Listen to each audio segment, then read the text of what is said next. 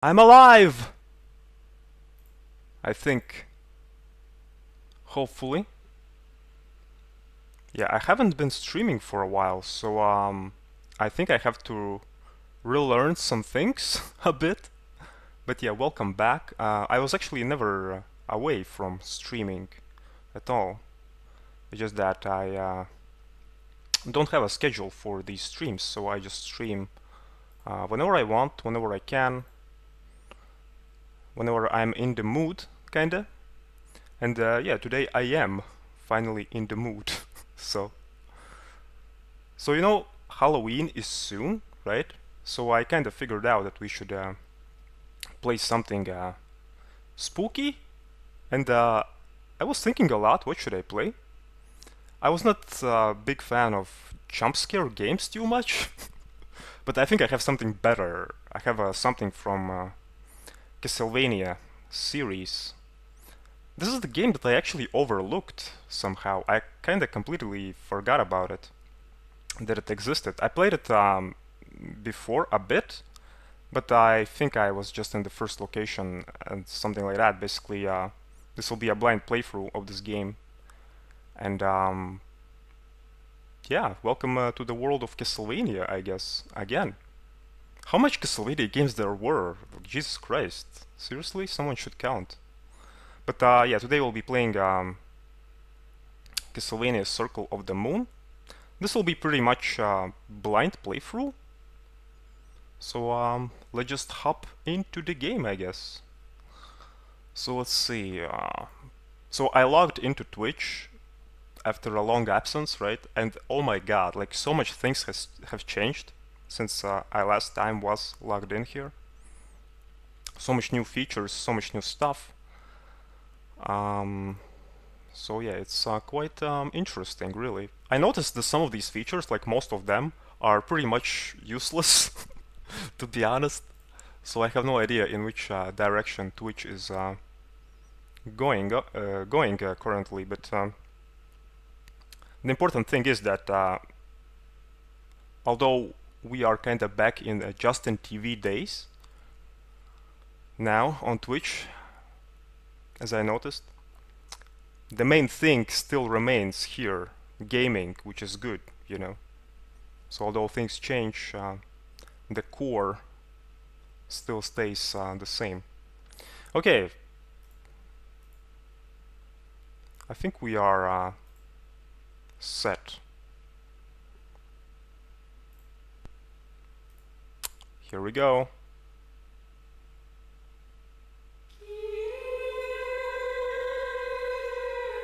What the hell? I thought this is a stream, not a funeral. Seriously? Okay.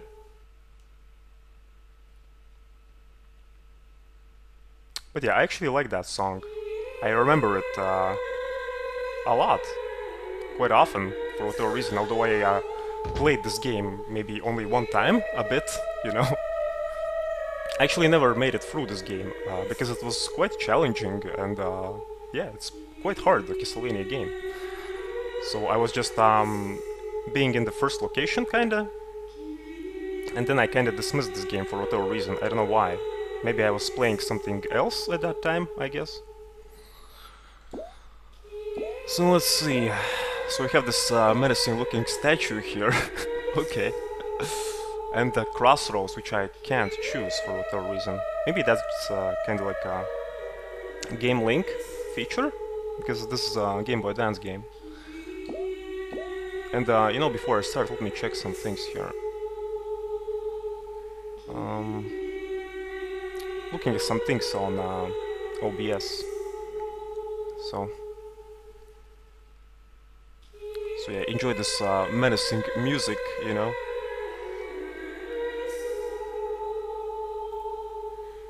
Okay, we're set. Let's go.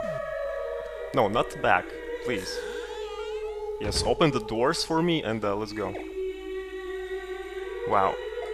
You can make many save files, I guess. That's way too many, in my opinion. Usually in Castlevania games you can't make so much save files. Okay.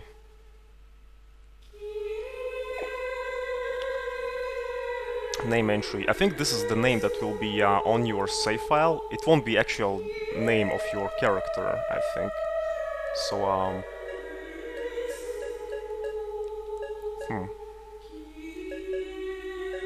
let me think of something creative, but nothing comes into my mind, to be honest.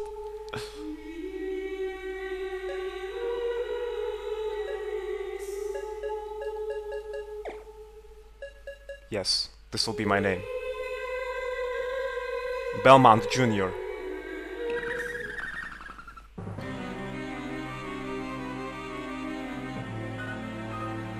It is 1830 at an old Austrian castle. From the worshippers of chaos rise the plea for the return of the Lord of Darkness. Okay. So Dracula is back, like always, for a millionth time. So here we go, let's kick his ass once again. For a millionth time, so... should I make stupid voice acting, like I usually do? I think I should, because today is kinda like a special occasion, you know? Haven't streamed in a while, so have to celebrate somehow, you know? We crave the presence of the embodiment of suffering. The ruler of darkness.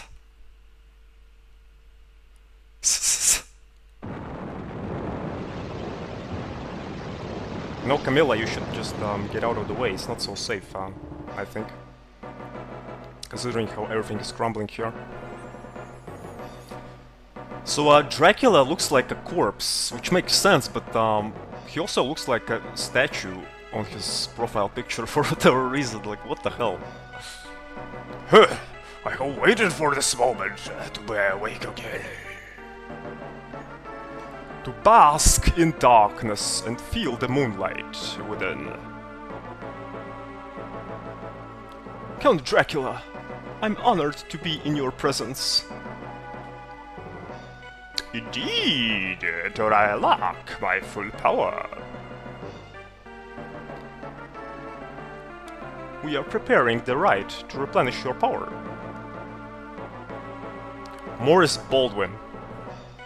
This dude looks like a Hammer from Area of Sorrow a bit, so... Stop! Monster! You don't belong in this world! You cannot be allowed to taint the world! You, I remember. You were one of the vampire killers that sealed me. You've aged. It is our duty to see you banished. Amusing to use my nemesis' life to return my power. I have no use for children. Be gone! Okay. Apparently in this game, bats have explosives on them. Like, what? Huh! Nathan! Master! Nathan Graves, okay? You know that you play Castlevania game when someone has a surname which is Graves. Hugh Baldwin. Father! That's a pretty big fall, you know? We definitely won't survive that. Oh look, we survived, what a surprise. No creatures around here. Hugh, are you okay? Yeah, we were just brushed aside and ignored. We had to find Master. I'll go. He's my father. Nathan, you'll be in the way. Just get out of here. Okay. So, who is the main character? The Skaki guy or that gray-haired dude? Average Joe looking kind of guy. I want to find Master as much as anybody. Okay, apparently we are playing as this guy with gray hair, so... But come on, I wanted to play as the other dude. The other dude looked edgy, looked more cooler, but now we just play as average Joe who's getting paid 1 cent a month for his dirty work. And he has a whip, although he's not Belmont. He's Nathan Graves. Oh, I can swirl it around like that. That's pretty cool. And these jumps, man, in this game, like, look at how high I can jump. Like, what? And I can crouch as well. Why can't Belmont crouch? Or crawl, for that matter? Well, because we can do that here. We are not Belmont, but we can still do that here. Although we still have a whip, you know, but we are not Belmont, but... Okay, never mind. So there are some things that I heard about this game, that this game is not a part of the original Castlevania universe. Although it is set in the Castlevania universe, kinda, you know. We still have Dracula, we still have a Castlevania, like Castle, right? But this game... It doesn't feature Belmonts, it doesn't feature Alucard and stuff like that, so basically, yeah, as you can see here, we play as Nathan Graves, which basically acts like Belmont, although he's not one, you know? But yeah, this game, overall, it has no relation to the past of... Wow, what the hell was that fall? Seriously? It has no relation to past Castlevania titles, kinda. It's kinda a universe of its own, although it is still Castlevania universe. Well, if you got the point. Basically what I'm trying to say, that this game kinda makes things similar to Lords of Shadows, where the universe is the same, it's Castlevania universe, although the game itself, Lord of Shadows kinda franchise, is not kinda related itself to the past Castlevania titles, if that makes sense. So DSS, attribute and action cards will create a specific effect. These can be set at the menu screen, DSS option. Interesting. So what, is this blend between dungeon crawler and card games, or what? Yeah, there's something definitely wrong with jump heights in this game and fall speeds. Like, what the hell, like, seriously? Okay, let me check my menu here. Vampire Killer, okay. Although we are not Belmont, we're still Vampire Killer. Nathan. Rate. I wonder if that's map rate, map completion rate, or item collection rate. But considering this is Castlevania, I guess it's map completion rate. Because item completion rate we have in Metroid games. Dual setup system settings. DSS, action, attribute, salamander. Can I set it? How can I set it?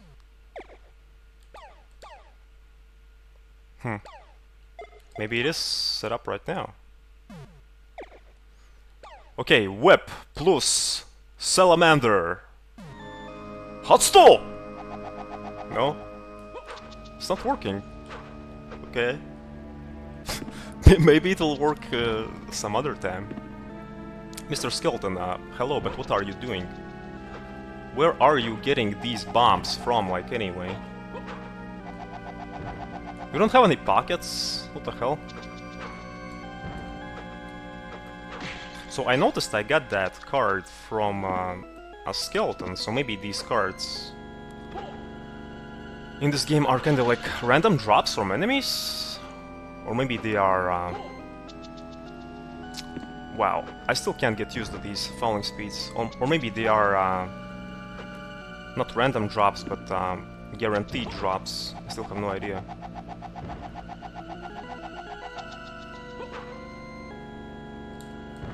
Can I catch that bomb and keep it for me? No? Oh well.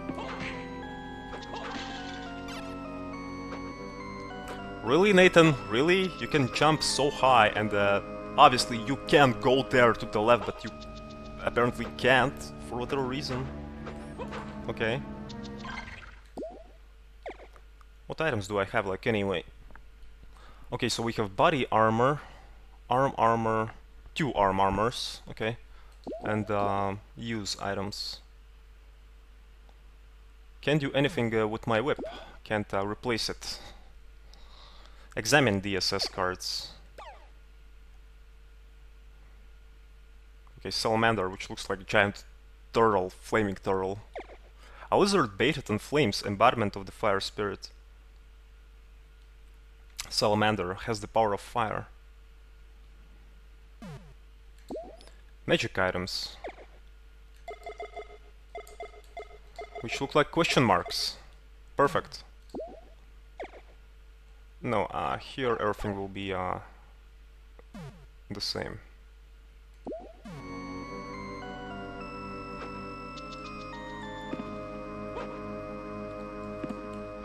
Yeah, I think I will have a rough time getting used to these jumping and falling speeds. What the hell?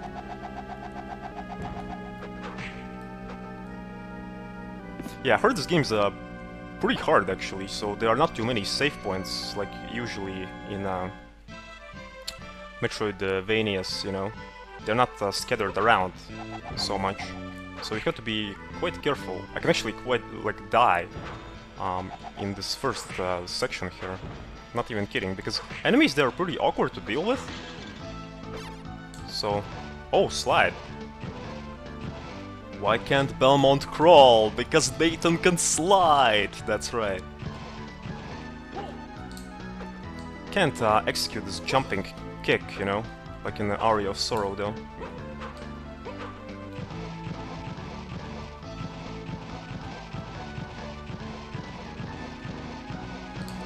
I just like doing that, I don't know why. It feels cool, you know?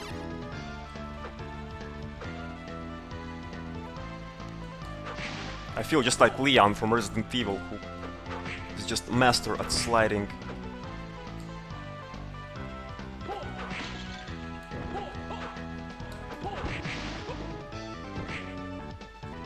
Yeah, the music is also pretty great in this game, so...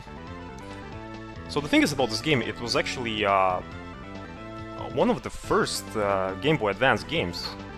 I think it was maybe even kind of like launch title. So as you can see, environments are pretty dark in this game.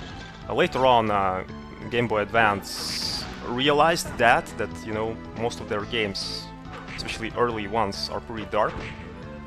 Because they kind of forgot that, well, Game Boy Advance initially didn't had a backlight feature, you know. They implemented that only later. So this game, if you're playing it on Game Boy Advance, for example, is very, very dark. And if you don't have backlight. So, oh wow, that's a pretty long antidote, 1 meter long antidote. Okay, so let's see. Cure poison status. Yeah, I think these snakes, if I remember correctly, they can poison you or something. But I got one more card. Mercury. Mercury, the messenger of the gods, has the potential of strength. Well, can I combine my cards now?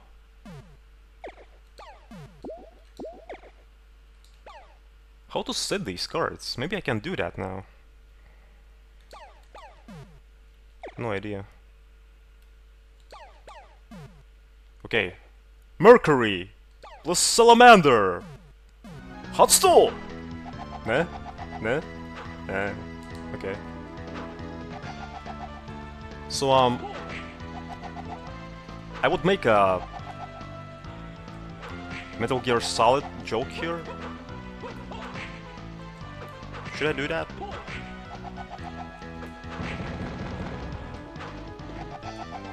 That's a lot of snakes, you know.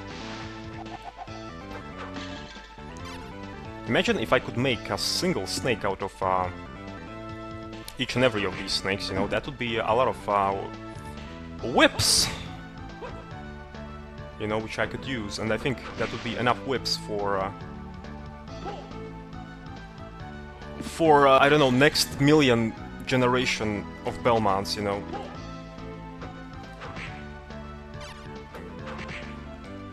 That would be enough whips for a million of generations of Belmonts. So there was a puppy stuck in my throat. Sorry about that. I wish I could walk faster. You need to have a balance, because you are falling like crazy in this game and you are jumping also pretty high, you know. So I think walking more faster would balance that out, so... Oh yeah, I forgot about the map, by the way, so... Yeah, that was a pretty long fall. Look at that corridor at the beginning of the game, if you remember. So, I just wonder how we survived. But, you know, video games, that's the answer.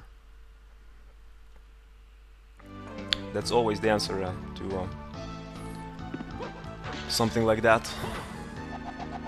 And I also can't walk when I'm swirling my whip around.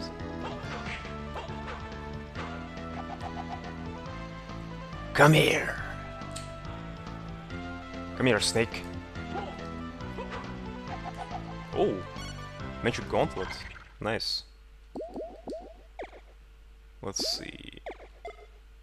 Magical power lies within the gauntlet. That's a lot of intelligence.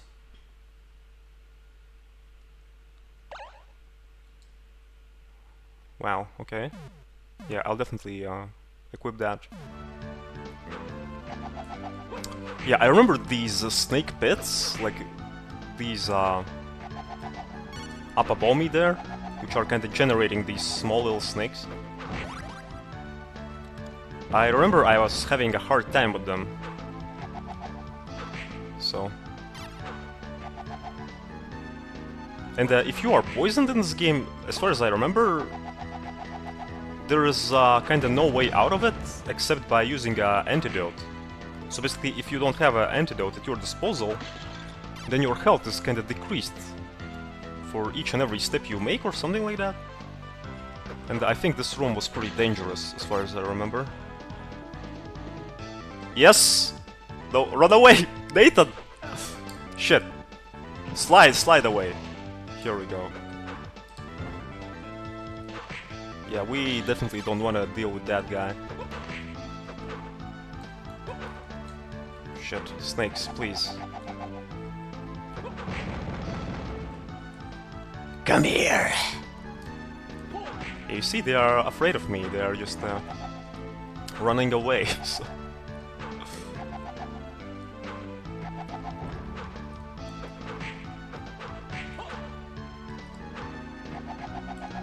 At least the length of the whip is nice in this game, so...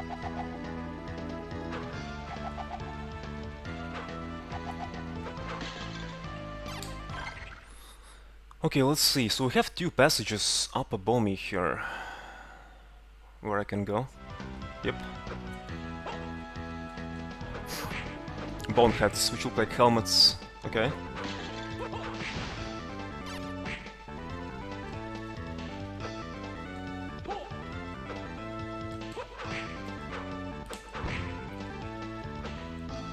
Okay, so this is the passage to the left. Oh, by the way, I still have my, yeah, I got a knife, basically a sub-weapon, which you can throw. So... I assume they don't deal too much damage, but, well... At least it's something ranged, you know. Catch!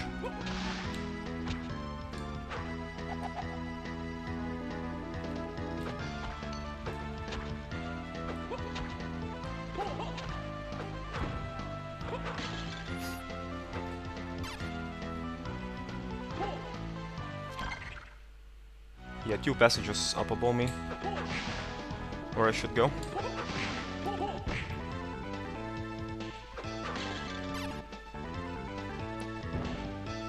Mr. Skeleton, please. Just stop. You see? It has no effect. No use. So just, go for some other hobbies, please.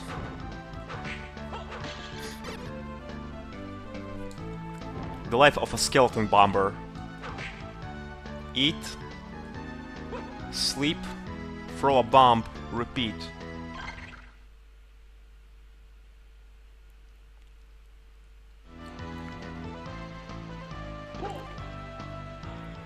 You see my health? So, yeah, this game...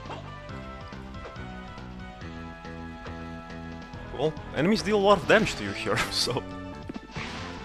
Wait, I can't go there up above.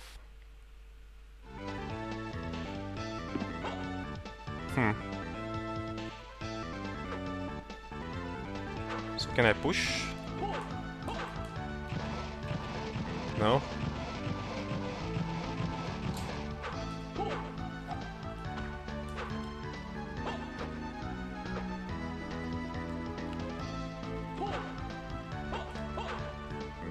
But I can't go there up above though. Let's see. Yeah, you see, although my jump is very high, I still can't jump there. Wait, do I have to deal with that fucking demon? I don't want to. I'm afraid. Like a small girl. No, but seriously, that dude...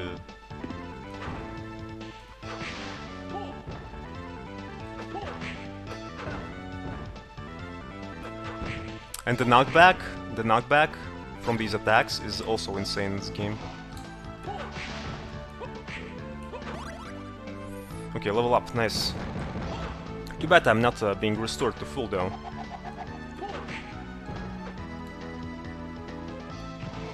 Oh nice, I can use my slide to deal with these snakes. Wristband. I think we had a better band, Magic Gauntlet. Oh wow, that's strength boost, seriously? Oh, it's only 5, I thought it was 15, okay. Well, it's better than nothing, I guess.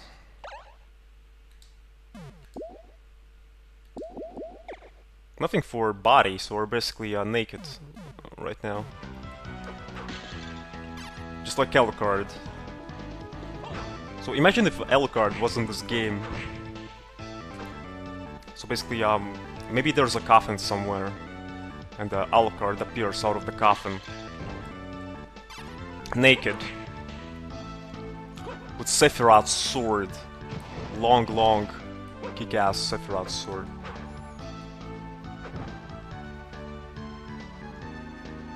Where should I go? What the hell?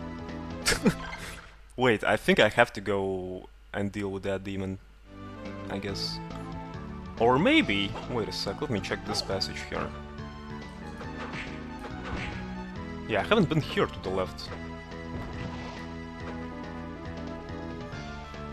I thought this whole room was kinda looping around itself, so... Oh, nice. Just what I needed.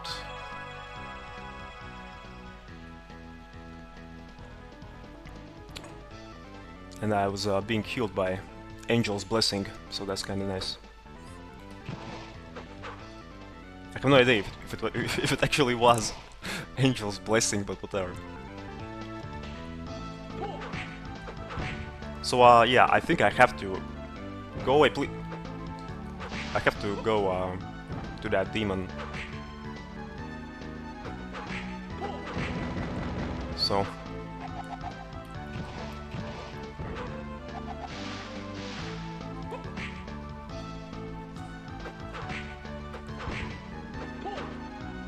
And these sounds that Nathan makes, you know, these ho!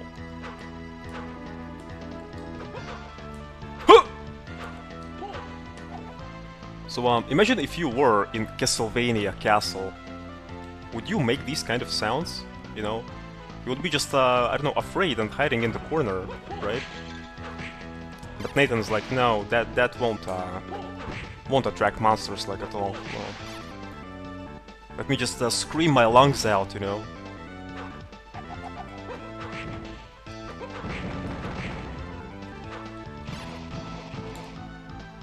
Okay, Mr. Demon, I think, yeah, it's time for him. So... I can't stand these snakes, really. They're pretty awkward to deal with, so...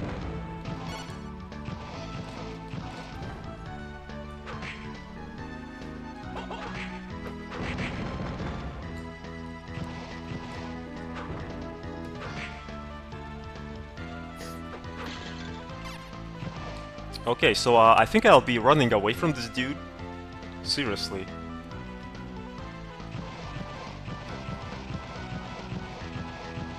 Bye! Here we go.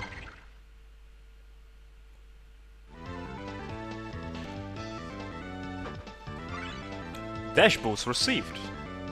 Dash boots, double tap forward to perform a dash move.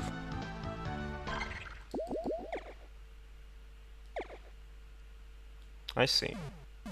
So, nice. Finally. We can still walk. It's not replacing your walking, but yeah, you can double tap forward to run forward, which is nice. So... yeah, I was asking for something more speedier than usual walking. So... wow. That falling speed though.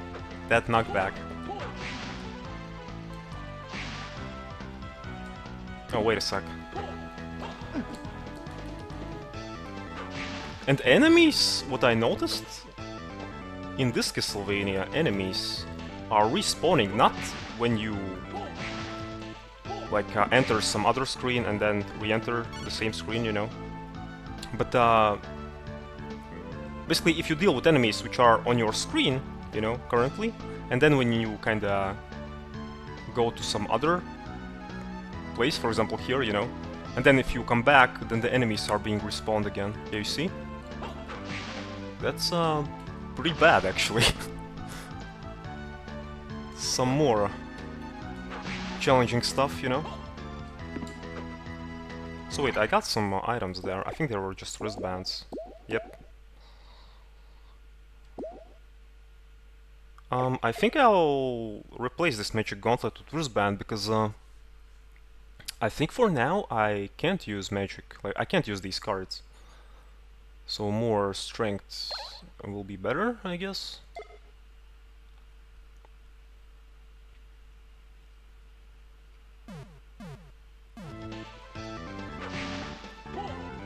Oh wait, I forgot about my dash boots. Here we go.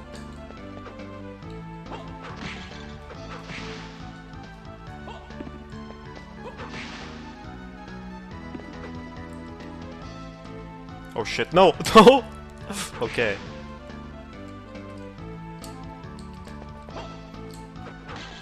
I'm curious about secrets in this game. Are there many of them?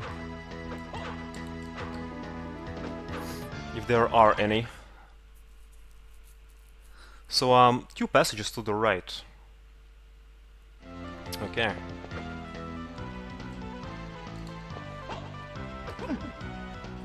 Wanted to be a badass, you know, like,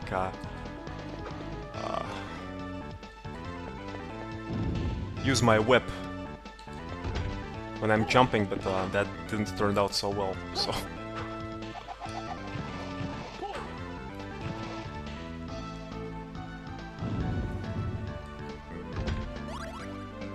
Well, at least I'm getting these level ups, so...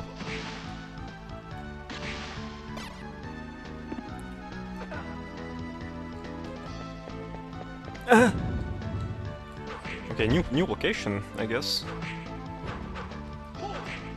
Here's our zombies, they're still here.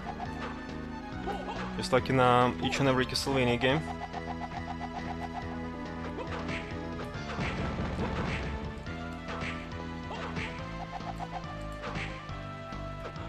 I'm actually dealing quite decently at this game so far.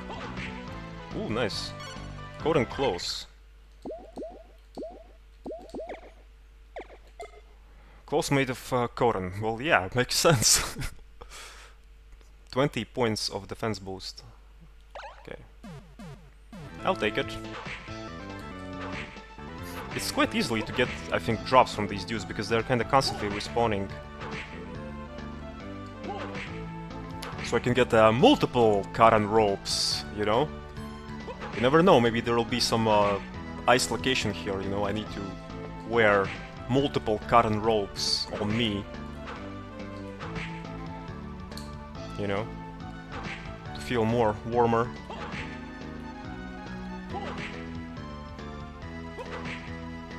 Yep. Here's a second one. Let's grind for a third Koran rope. I'm just curious, maybe these zombies can drop something else.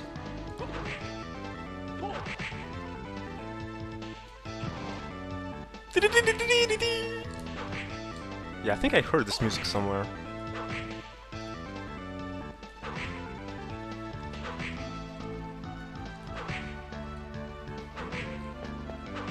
Maybe it's a remix of some really well-known tune from Castlevania games, you know, like Vampire Killer, for example. Maybe that's why it's so familiar. Let me guess, now I'll be just struggling for about 1 million years to get a third drop, right?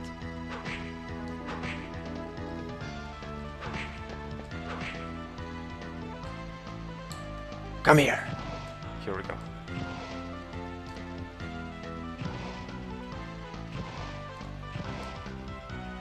I like his crouching animation. He kinda crouches, you see, and then he kinda gently puts his hand on the ground for whatever reason. You see? It's like, what? Okay, you know, screw that robe. Yeah, because I got something better, so... Okay.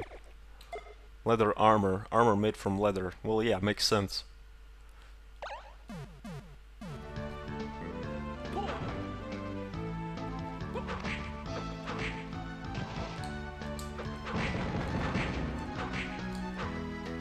Okay, so now we don't have skeleton bombers, but we have these skeletons who throw bones at you, so...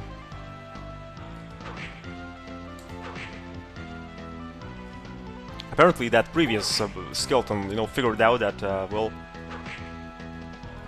his trick with bombs is not working against me, you know? It's pretty useless. Oh shit, I can't defeat this dude. It's pretty useless, so now he's using some other tactics. He's just using his own body to damage me, you know? He's just throwing himself, his own bones. Okay, so this corridor was pretty long and pretty straightforward, so...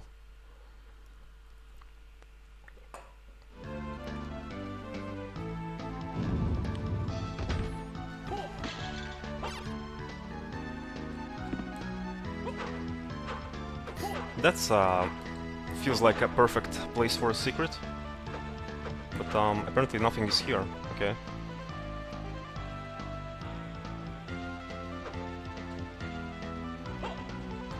Okay, so the previous skeleton understood his mistake once again. So now he has, well, a pike, a spear. Skeleton spear. So I wonder how much more times this poor little skeleton will try to use different tactics on me.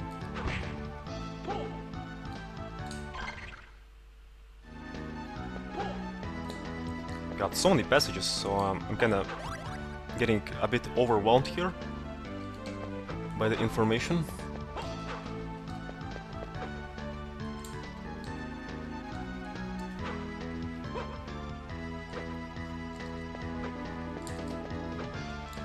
Skeleton, cooperate. Here we go. You know, I would be fine if I got hit by that skeleton, but oh, nice. But the thing that bugs me is these knockbacks, you know. Well, you saw that insane knockback. It was, yeah. Okay, so the same skeleton decided to use, again, his very first tactic, is by throwing bombs. Okay. MP max increases. Okay, so we have these HP, MP maxes. Okay.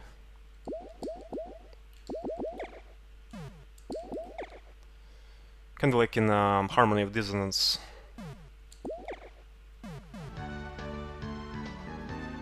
Wait, maybe there's something even more there to the left. You know, like Inception kind of thing. A secret within a secret. Nope.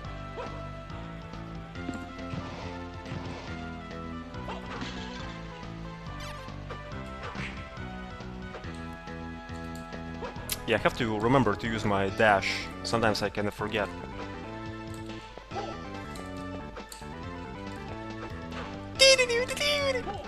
I like this music. It's pretty nice.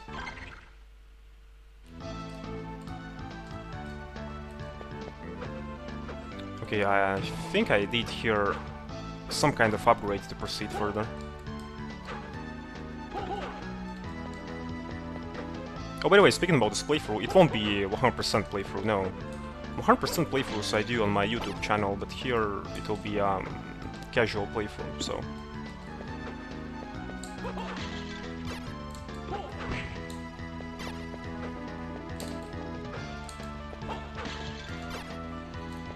That's a pretty long room, you know?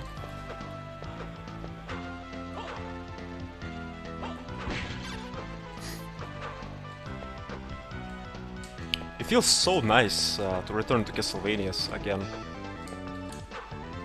Really. In my early years of gaming, I was more of a RPG fan, but later on this whole gaming taste, kind of switched more to Metroidvanias for whatever reason. I don't know why. Maybe because I was kind of wanting something more fast-paced, I guess. And you know, there are still RPG elements in Metroidvanias. So maybe that's why my taste kind of switched to these Metroidvania type of games. But I still love RPGs sometimes, you know, to play them. It's not like that love for them faded away. No, no, no. It's just that, you know, I'm kinda into Metroidvanias now, for whatever reason. Can I get something from these spirits?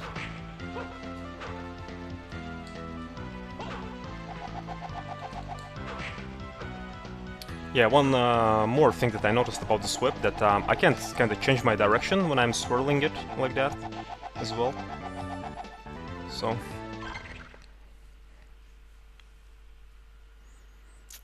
Okay, so 3 passages to the right and 1 passage up above me here.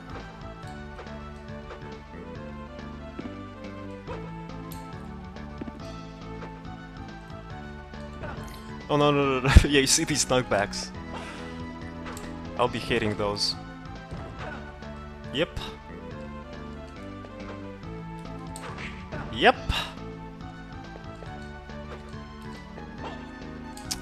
No. Your trick won't work against me this time around. Or maybe it worked again. Never mind.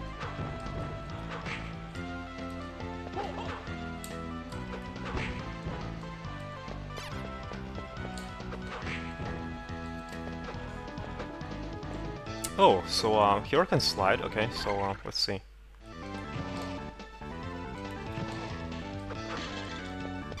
One more thing that I remember about this game is that sometimes you can accidentally run into a boss room. So for example, if you made a lot of progress, right, and you haven't receive the save point for a while. So basically you'll be kind of screwed if you don't expect there to be a boss, you know, in that room. So that's what I'm afraid of the most in this game, actually. I don't remember if doors in this game are kind of denoting that it's a boss room, you know, but we'll see. Nice, an axe. Yeah, just pull it out of your ass, you know, and just throw it. Wait, how much hearts it uses? 2, okay. Catch!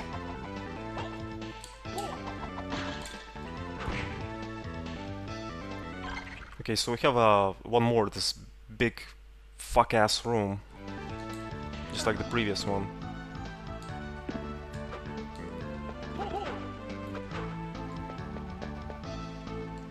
Oh, I remember this place. Okay. So basically I can go here only from the left. Okay. You see, so far I only received 1 save point. So this game is not fucking around, really. It's not like Aria of Sorrow where you have like save points almost in each and every room.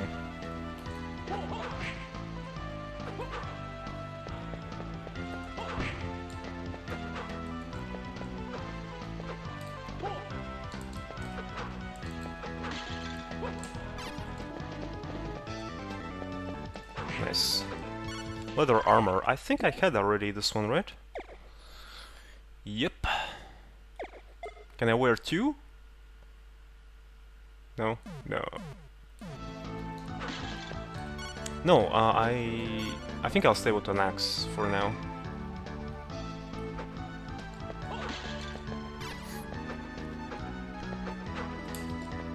Okay, so I'm finally getting used to these dash boots. So that's pretty nice. That will hit me. That will hit me as soon as I enter back into the gameplay. Yep.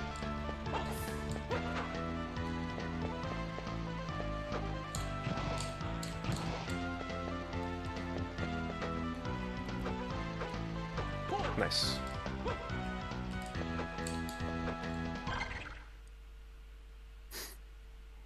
Okay, so 3 rooms to the right. I guess I'll explore those now. Nice save point. Just what I needed.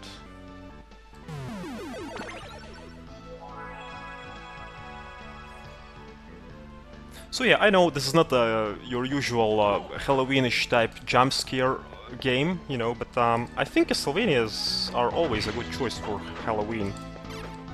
Really, because it's kind of like a classical horror, you know.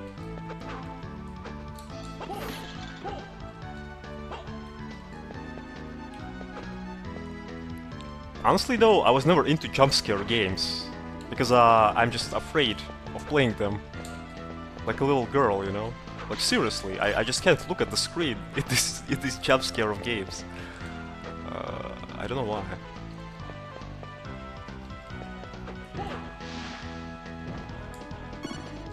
Wristband. How many of these things do I have right now? Okay, 2.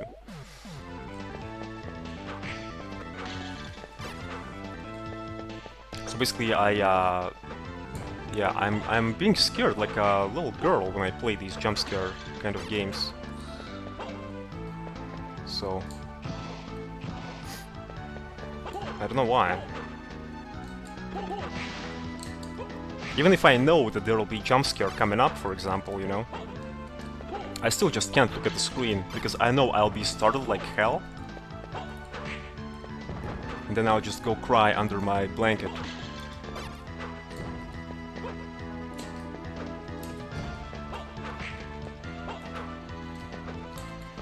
Getting a lot of these HP and MP ups in this game.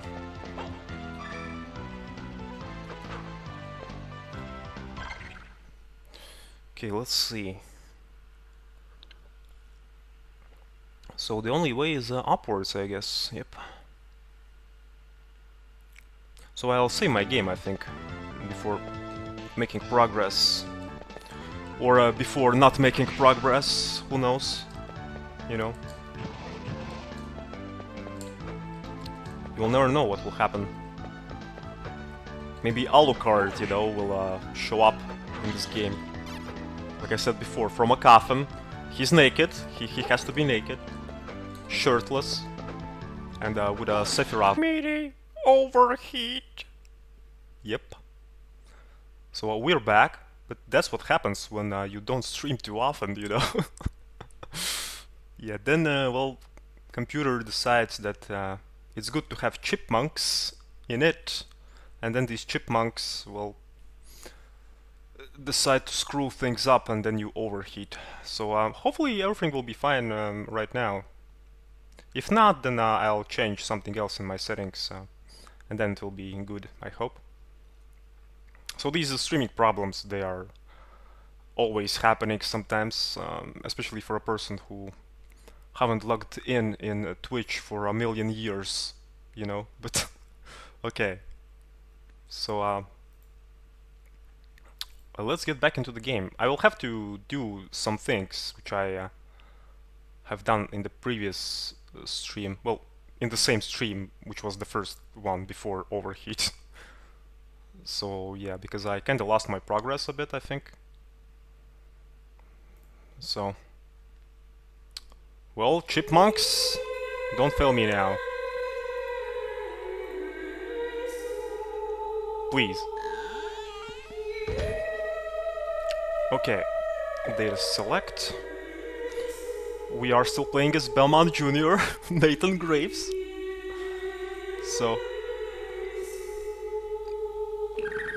yeah, let's head back into the game. So, yeah, I think I'll have to explore these two rooms to the right there at the bottom. I think it was just only one room, which kinda loops around itself or something. So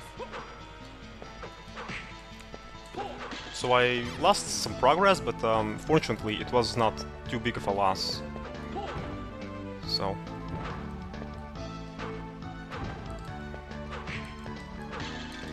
I watched this Mega Man anime recently. I watched a lot of Mega Man animes and I was surprised how much different animes Mega Man franchise has. Some of them are pretty fun, some of them are not so fun. They are kinda for kids, you know, these cliche popcorn animes. But some of them were pretty good. But this Mega Man Star Force anime, it was actually pretty good, but the thing is that was pretty awkward about it was that Mega Man there can fuse with a human being, believe it or not. So basically Mega Man has changed a lot. Now he can fuse with a human being, and when he's fused with a human being, basically human being becomes Mega Man, you know, and when a human being becomes Mega Man, then this human being, which is now Mega Man, well, instead of his Mega Buster, he has like a giant arm which resembles a wolf which eats cards.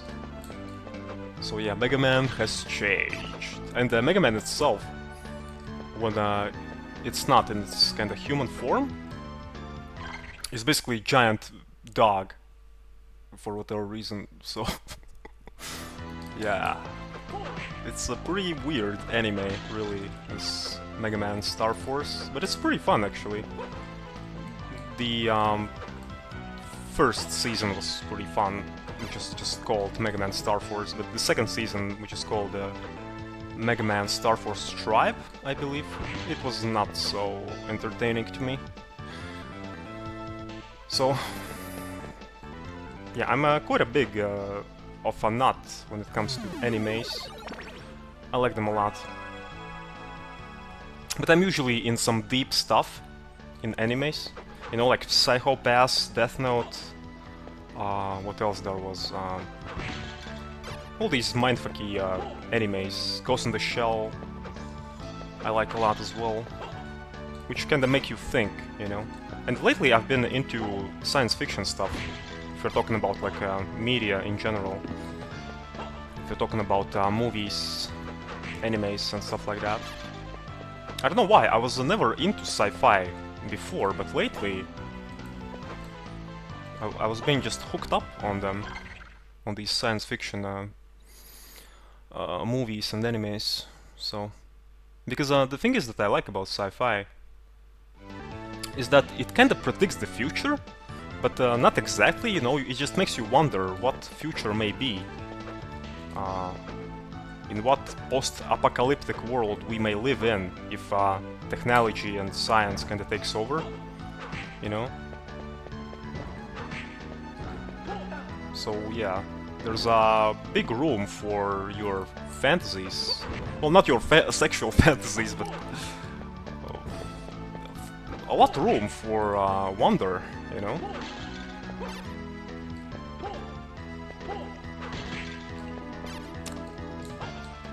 So I watched this new Blade Runner movie recently, and yeah, it's a pretty great movie. And it makes you wonder what is real, what is not, you know, and stuff like that. So, how can you know? Maybe you are, I don't know, like a robot or something, you know, maybe you are a cyborg. But how can you prove? Maybe robots in the future will be just like humans, you know, with flesh and blood. So how can you prove that you are actually a human being, or you are just a manufactured human being, which is not human being, but still looks like one? So yeah, it raises some interesting issues. Sort of like Ghost in the Shell as well. It makes you question your identity.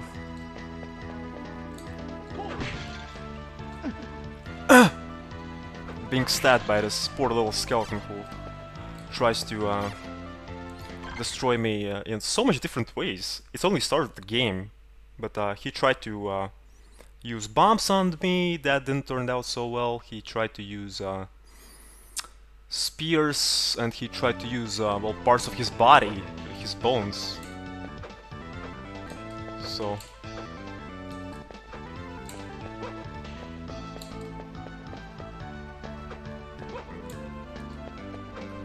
in this game we don't play as Belmont, as you can see. We play as this average looking Joe, which is called Nathan Graves, who's being paid $1 per month for his dirty work. We still have a whip, just like Belmont, for whatever reason though. So I don't know what's up with that, really. That's why I like more Castlevanias where there is no whip, for example Aria of Sorrow, and these kind of Metroidvanias, because you have more, well, more creativity there, kinda. Because I'm really sick of this whip, to be honest.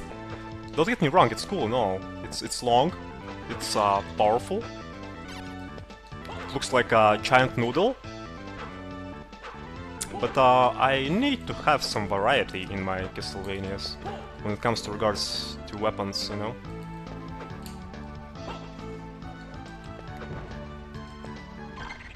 So that's why I like Aria of Sorrow and Symphony of the Night so much, because you can equip many different things on your characters. No, this is the... yeah, this is the fuckery room where I won't be able to come back. Mr. Skeleton, please, stop. You know, these bombs are pretty dangerous, so I don't advise you to play around with them.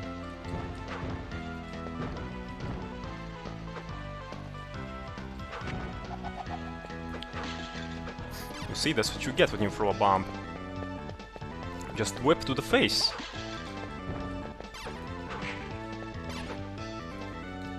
You know, do skeletons have a face? I kinda wonder, because technically they are kinda not flesh anymore, right? So they kinda don't have a face, maybe? I don't know. Okay, so here we have these shit creatures, Mudman, okay, which for whatever reason carries a coat and robe. Or current clothes, which I already have.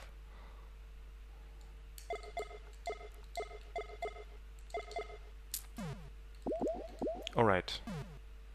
So what is up with these DDS cards? I still can't use those.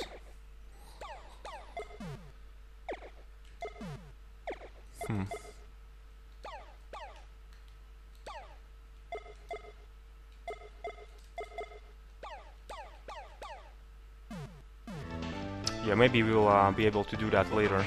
I don't know. No, that's a lot of enemies.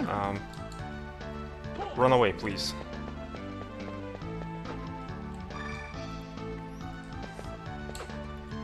Can't reach that ledge, though.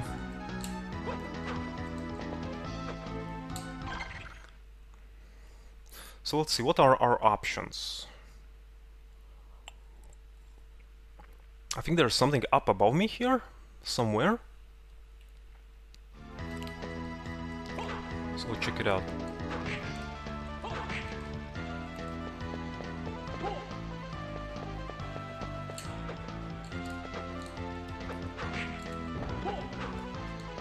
Have to remember to look for these breakable walls in this game. It feels so rewarding to discover one. I think I discovered only one so far, but it was so rewarding. You're like, oh wow, you know.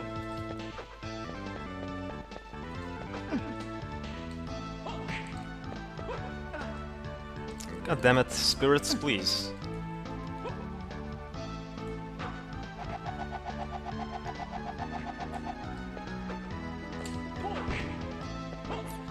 Good thing that we don't have these snakes anymore, so...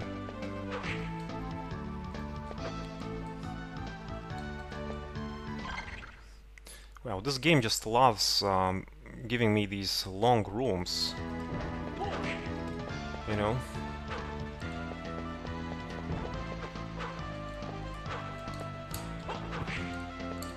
Oh no, safe platform, here we go, yeah.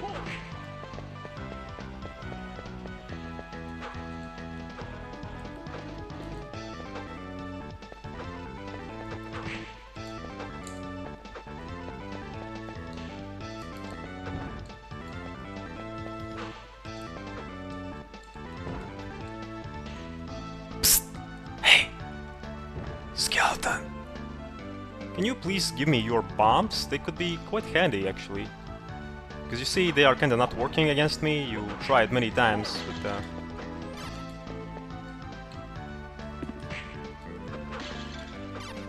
Or a spear, for that matter, you know?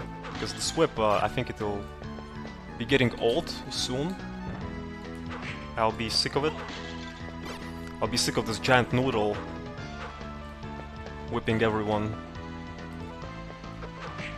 So I need some variety. Or maybe these dudes can give me some spear. Thanks for the spear, but I wanted to get it in a different way, if you know what I mean.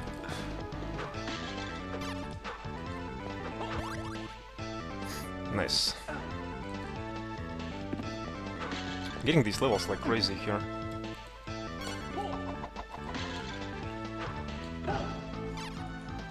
Okay, too much damage. Okay, so there's one room, suspicious looking room to the right. I think that's a save point. That's a perfect place for a save point, actually.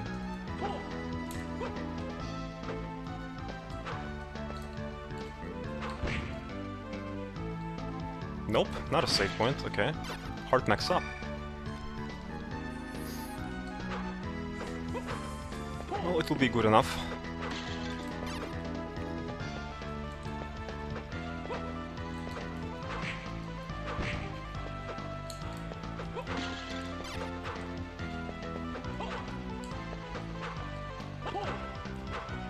Yeah, some really awkward to deal with enemies in this game, I noticed. But mainly because of the knockback, as I mentioned before. Knockback in this game is pretty insane.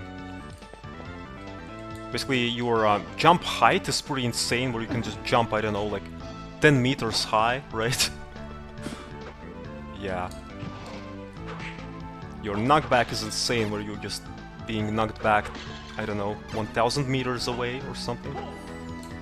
And when you fall down, also, the falling speed is just insane as well.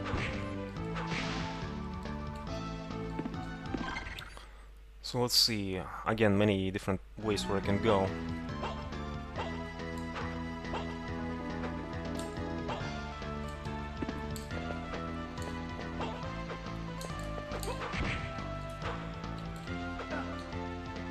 Oh, that's a boss door. That's definitely a boss door.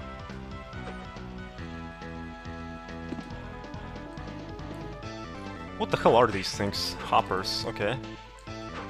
Not your usual hoppers which you meet in Castlevanias. They're pretty more interesting ones.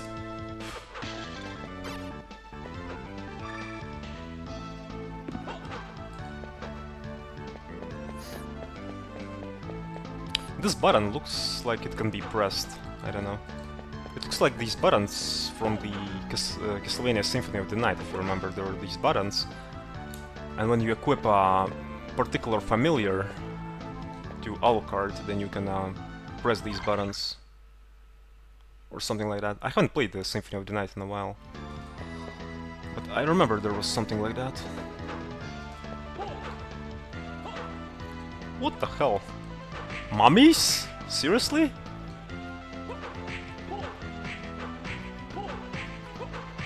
In Dracula's castle?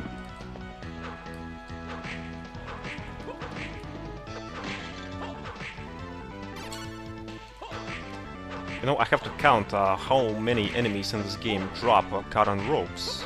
I think I, so far, met with 3 different enemies that drop on the same thing. So...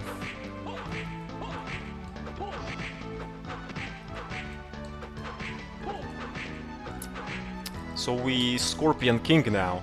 That's great.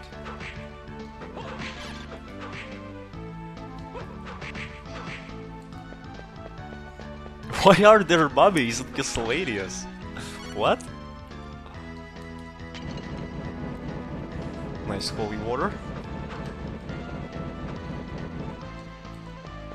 That's a pretty long-lasting holy water as well, so... I remember the first boss of this game, actually. I played this game many years ago, but I remember the first boss. It was a giant puppy or something. So, yeah, as I remember correctly, this giant dog, it was staying in one place for long periods of time, so this holy water could be quite handy there. So I think I'll keep it. But the thing is, I need a save point, because this giant puppy is here. It's in the next room. Shit. Shit.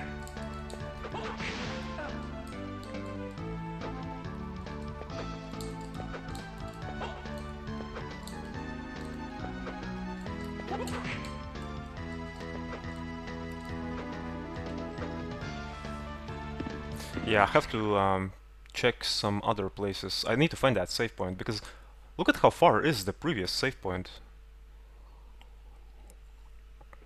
So I think maybe I haven't found a save point still here somewhere.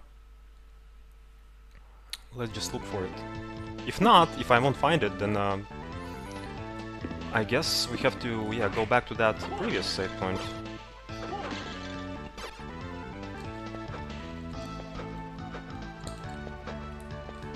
Whoops.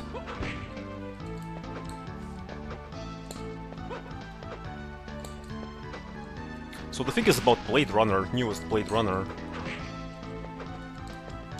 I like that Harrison Ford is there, but the thing is about Harrison Ford that I noticed in latest, like in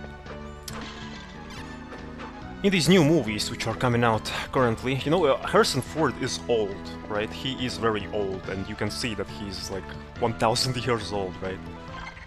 But the thing is about these newest movies that I noticed that he's kinda not playing major roles in them. He's basically thrown there like a trophy or something, you know?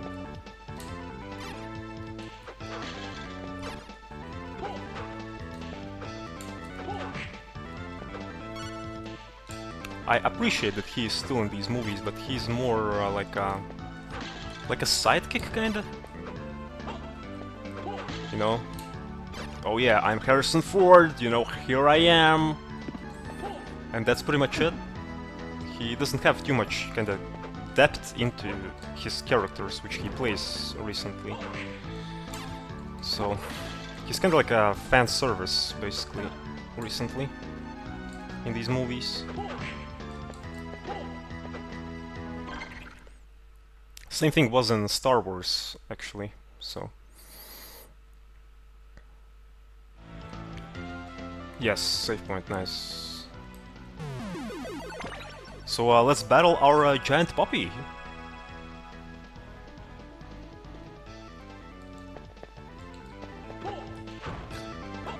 Speaking about dogs, why do many people have them? You know, I was never a dog person myself, I was more of a cat person. But for whatever reason, you know, I understand, you know, people have different tastes and stuff like that. For someone it is cats, for someone it's dogs. But for whatever reason, whenever I go somewhere, I just see that there is someone with a dog. I never see someone with a cat. Of course it would be awkward to see someone with a cat, you know, on a leash. But sometimes it happens. I think I saw it one time and I was laughing like mad. But the thing is, what I try to say is that wherever I go, there are dogs for whatever reason.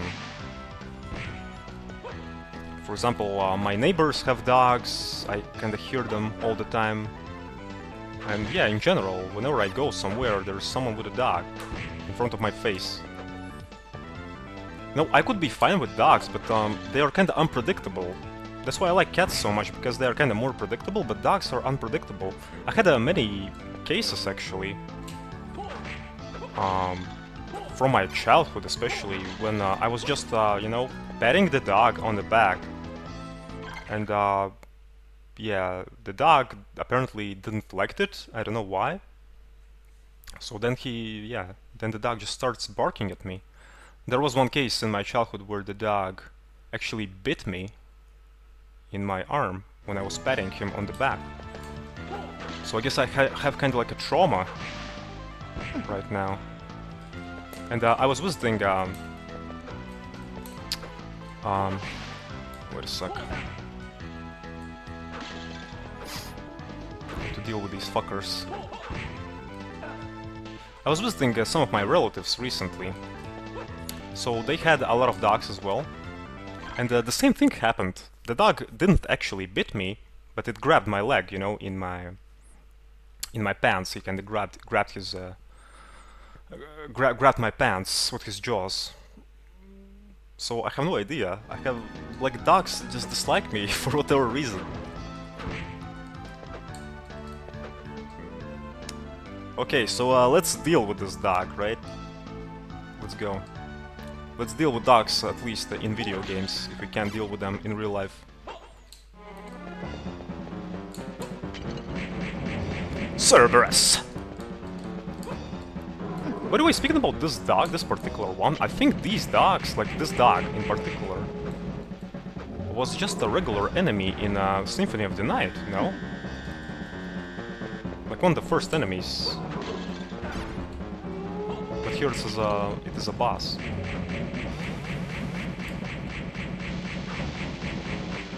You know, this dog uses some really awkward tactics.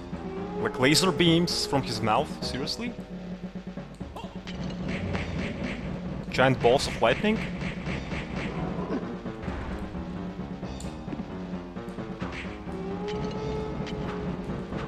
Shit. Pretty unpredictable boss. You know what? I think I'll die. Or maybe not. Okay. That was actually pretty close. I couldn't figure out his pattern. So... yeah. What? Not even an orb to kinda replenish my health? Seriously? Please. Well, apparently, yeah, this game is not fucking around.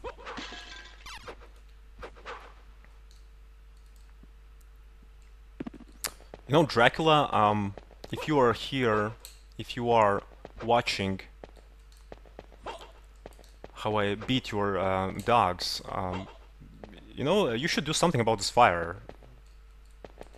Seriously.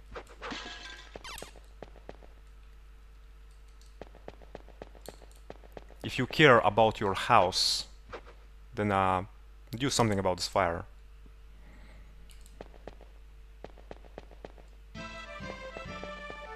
So I'm kind of thinking right now, should I go back and save or should I proceed further?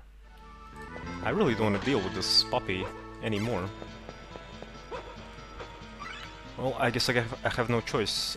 Yeah, I have to go back. Double received. Another jump can be performed while in midair. Nice. Oh baby! A double! Not triple.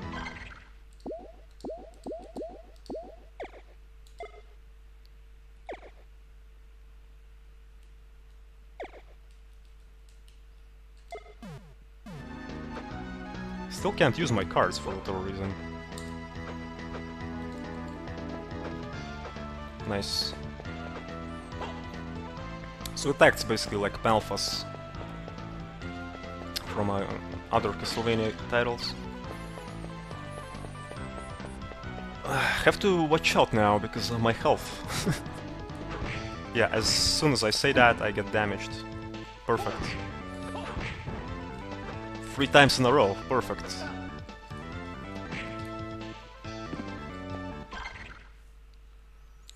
Okay, so the save point is, yeah, there to the right.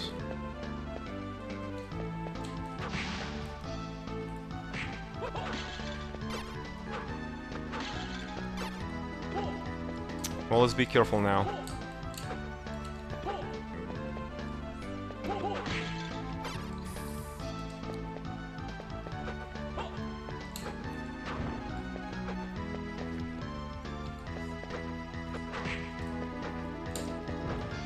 I have to remember that I have this double jump. It's kinda easy to forget as well.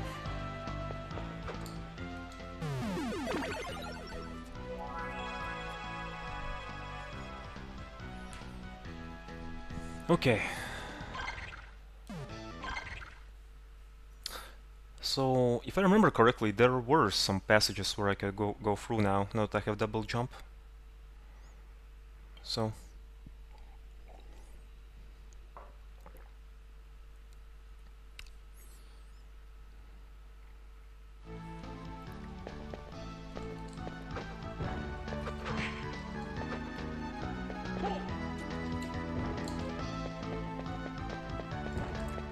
What's with these enemies in this game? We have like just random shit flying here in front of my face. Seriously? The most creative enemy in the game. Just take a shit and make an enemy out of it. I think that these Mudman, these dudes, they were in Aria of Sorrow as well, as I remember. And in that game, you could get kind of like enemy souls, basically. You could use their abilities. So if you receive a soul from that Mudman, I remember that you could actually throw a piece of shit at enemies. That I remember for sure. I'm not even kidding.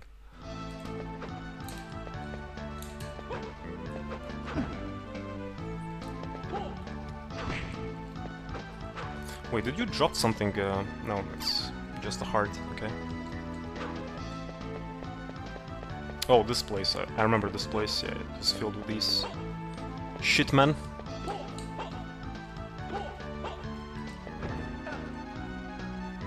Yeah, thing is about these bombs that these skeletons are throwing at me. They kinda stay on the ground for some time. So, and when you run into that explosion, then you are being damaged.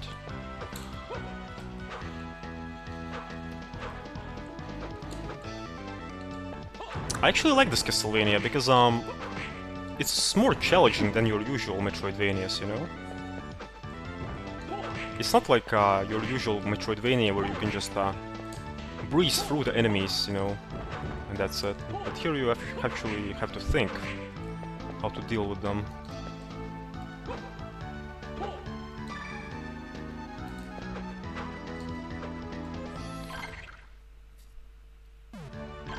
Okay, let's see.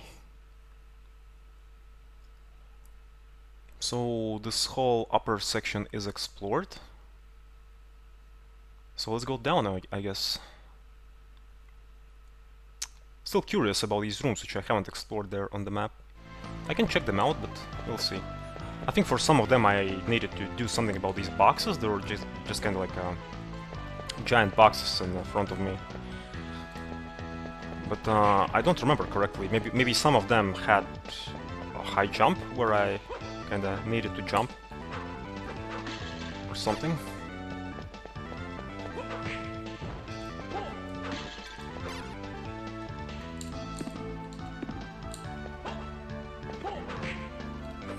Wow, that's a lot of armors and these cotton clothes, you know. Seriously. Enough for the whole winter. Okay, let's go save here.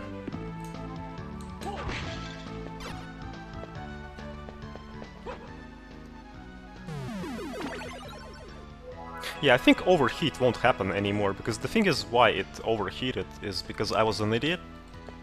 And I run my emulator on NVIDIA GeForce video cards, which was a mistake. Because I'm streaming from a laptop, and you know, laptops, they are not so powerful, kinda. So now everything runs on one video card, which is kinda internal, basic one, Intel.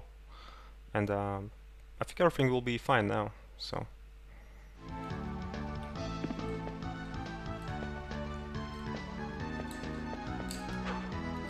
Yeah, I noticed in general when I use my NVIDIA... Oh shit, this fucker.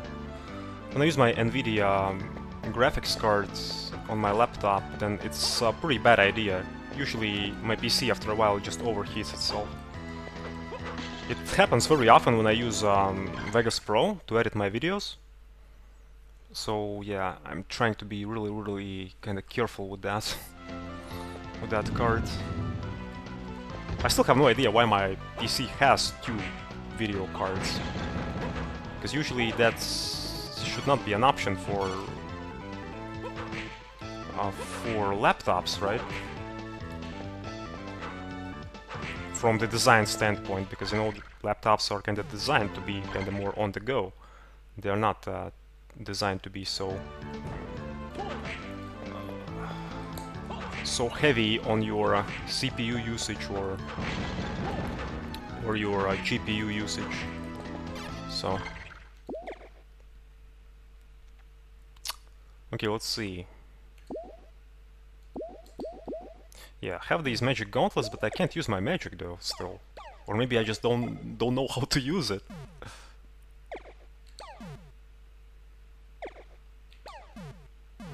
Wait a sec. Oh! I can use it! Seriously?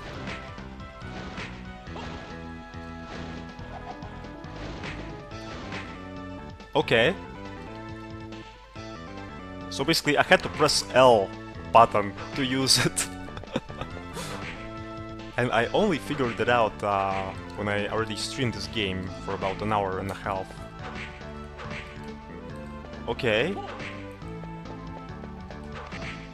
Well, better late than never, I guess.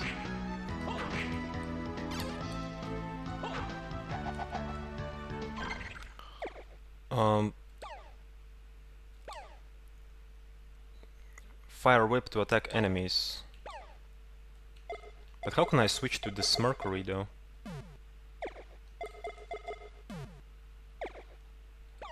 Because attribute, it's kind of like card attribute is applied to your whip. That I figured out right now. But for example, action.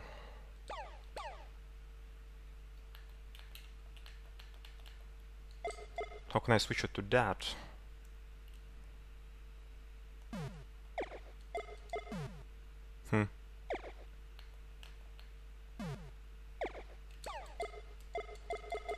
Oh, you see now it stays there.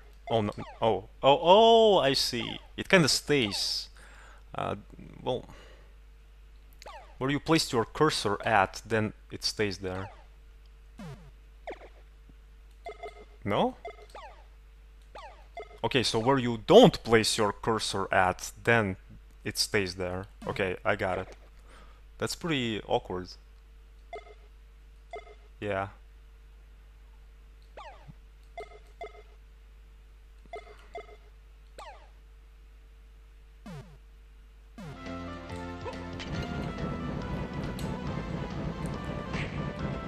Wait a sec.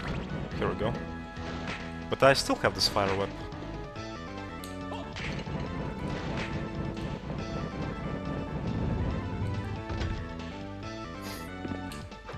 Okay, I think I'll figure it out eventually. I guess.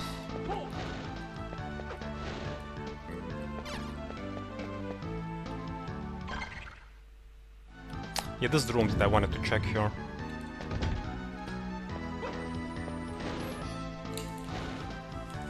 Nope, my magic is not working. Okay.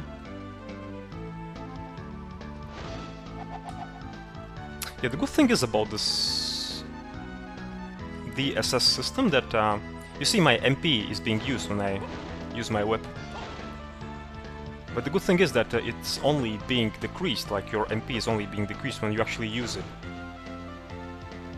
And your MP is kind of restored after a while, which is good as well. Yeah!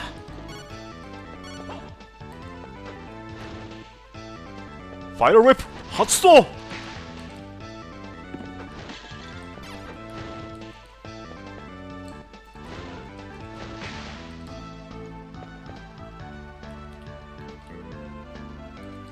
Still can't figure out how to use the other other card. I want to figure out it.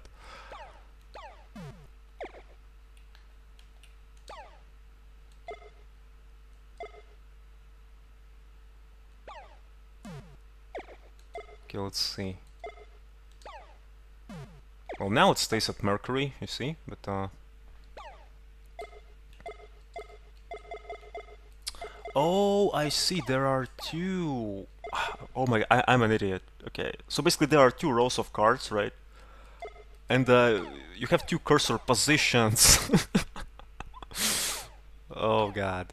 So basically one cursor position is for the upper section, you see? For the Mercury, for example. And the other one is, yeah, for this one. For attribute. So let's try this action only, for now. Will it work? Will it blend? No, it's not working though. Okay. Okay, you know, I'll leave it at Mercury and at Salamander. Yeah, I heard that you can make many different combinations with these cards when you acquire more, so they're quite interesting. So... Mercury, the messenger of the gods, has the potential of strength, okay.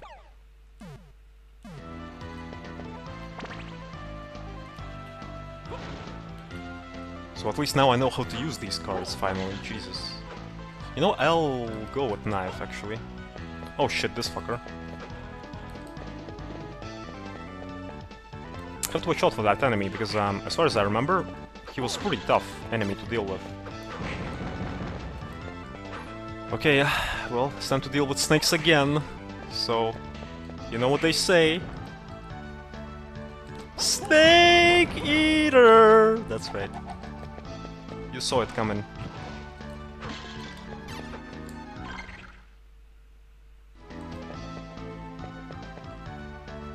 Wait, have I been here? I don't remember these dudes being here. These fleamen.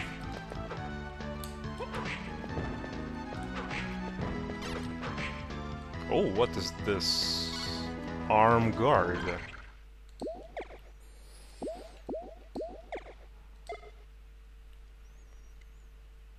Protects the arms while equipped. So decreases strength, but increases defense. You know, it kinda gives better things, kinda. So basically, what I try to say that yes, it lowers strength, but it lowers it by 5 points, right? But the good thing is that it lowers defense by more, you know, by whole 10 points. So you know, I am quite aware of my health, and I know that enemies are kicking my ass. So I think I'll equip this arm guard.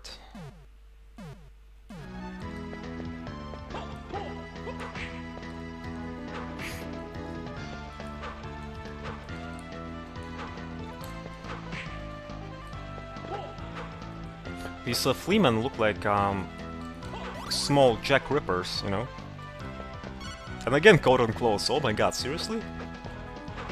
So that's fourth enemy which drops coat on clothes in this game.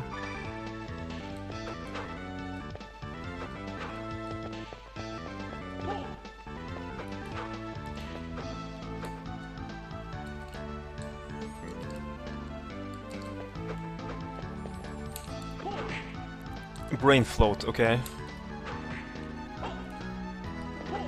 What the hell are these things? Seriously?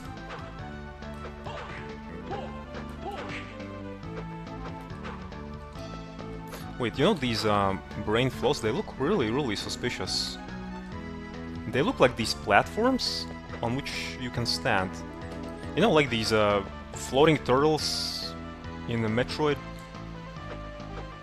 Maybe that's the case here as well. Let's see. Nope. Okay. That's how you learn. By trial and error. By trying to stand on a giant brain. That's how you learn.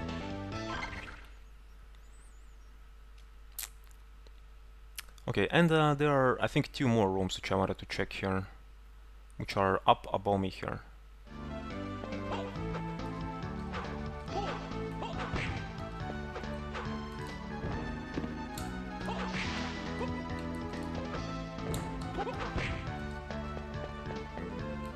Oh, let's save.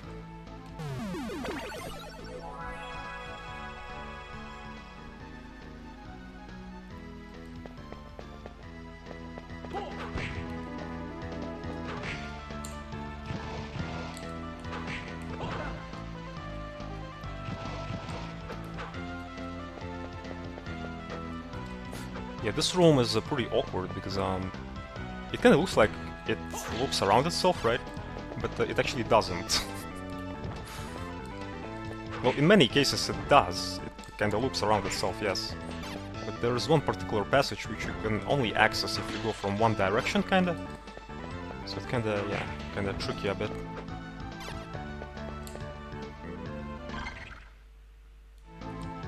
Yeah, this one.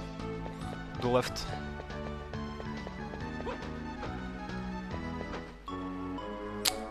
Abyss stairway. Nice.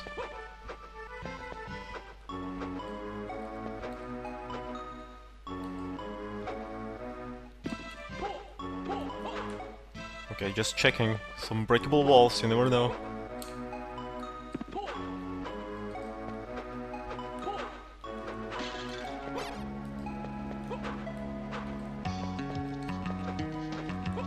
I like the music here. It's pretty nice.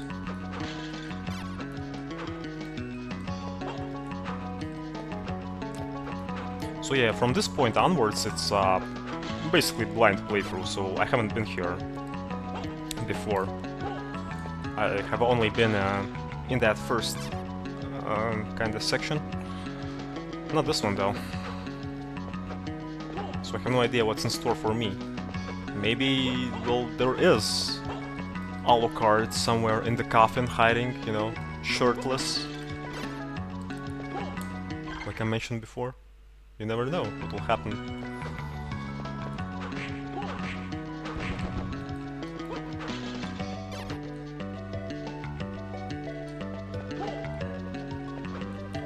Yeah, I think this is the way back, actually.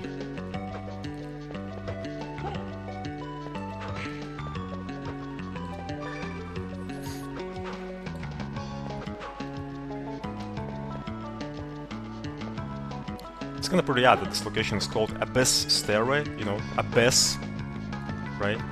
But you kind of enter it from above, not below. So, okay. Yeah, this is the way back here.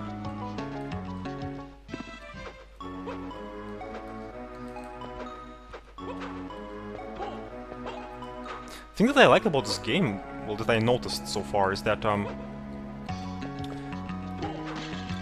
Nathan, his character's sprite, is kind of far away from the screen, you know, so you can take a bigger picture, take a closer look to surroundings.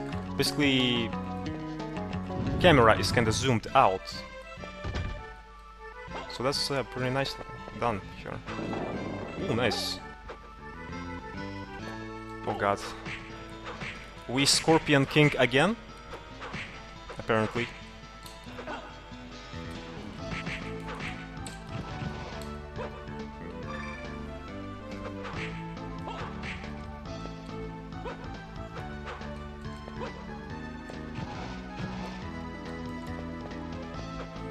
Okay, let's yeah, head on to the left. Although I have already been here, so maybe we'll yeah, head back to that Abyss stairway, tongue twisters, stairway. Yeah, let's head back.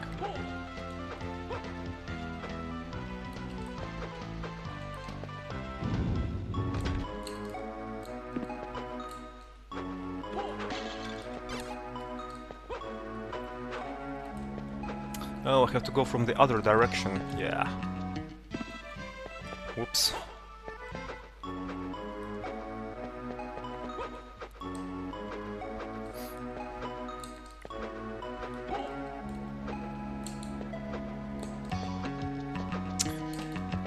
So yeah, overall this game is it's kind of overlooked gem, really. So I haven't seen people play this game actually too much at all. Although it is pretty good Castlevania game, so.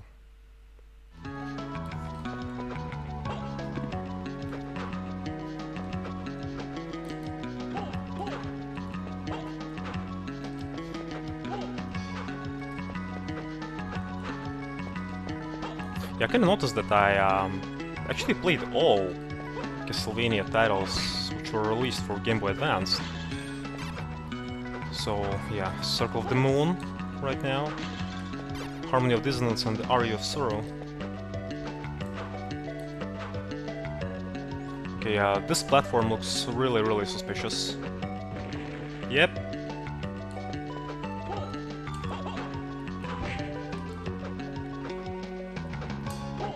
Oh, don't tell me I'll have to re-enter for it to appear again. Oh no, I don't have to. Nice.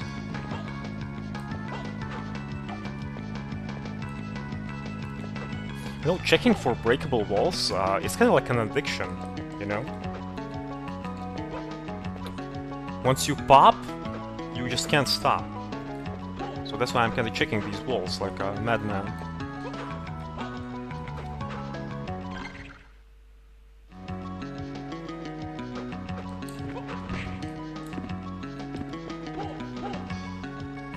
Nice save point.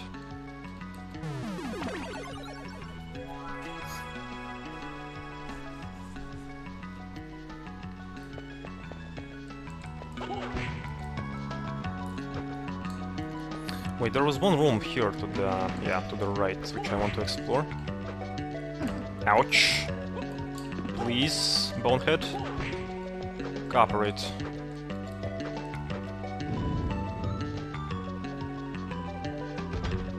Okay, so we Scorpion King some more, or what?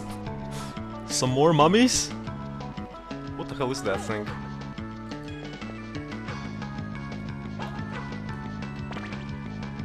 Okay, Fire Whip, Headstall! No? Ah.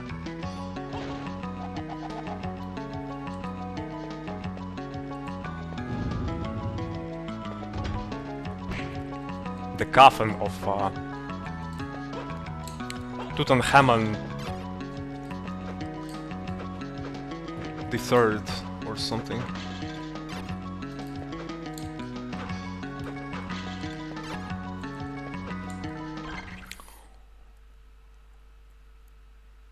Well, yeah, the only way is just upwards, I guess.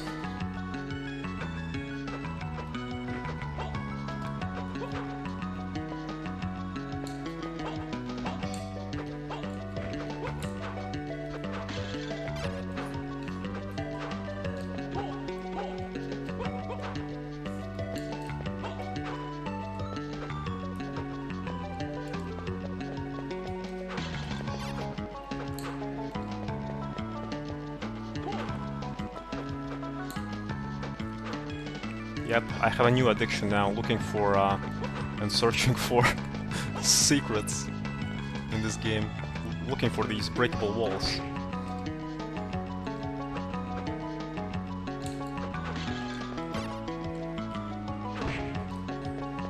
So if you are addicted to something, you know, there is a more healthier alternative, always.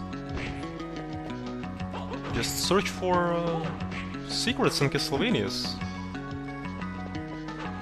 It is an addiction on its own.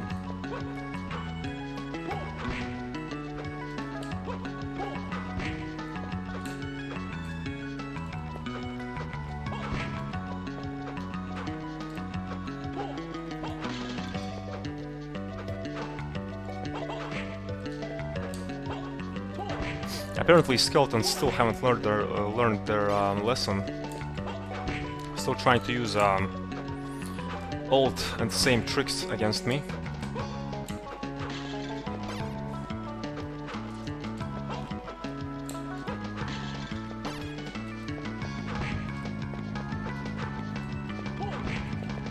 So I recently ordered I don't know how it's called in English, basically this kind of like adapter which converts your PlayStation controller well, so that you can play it on your computer. It was very cheap adapter. I was surprised at how cheap it was. It was maybe $1, like for real. And you can connect 2 controllers there. So we'll see how it goes, really. Because currently I use a Logitech controller. It's a nice controller, but the thing is that I don't like about it is the D-pad. It kind of bugs me out a bit. The D-pad, it's not consisting of 4 separate buttons, you know, like your usual D-pad. It has this kind of like circle D-pad, which I dislike. So it kind of screws me over sometimes in some games, especially in Metroid games, where you have to be like really precise with these wall jumps and stuff like that, you know. For example, when you try to press, you know, to the right, you accidentally press down because of the circle D-pad. So yeah, and then I kinda remember that I still have PlayStation 1 controllers, 2 of them. And I always liked them, I don't know why. They're very comfortable for me. So that's why I kinda ordered this adapter. To change things up, basically. Recovers 30% MP, okay.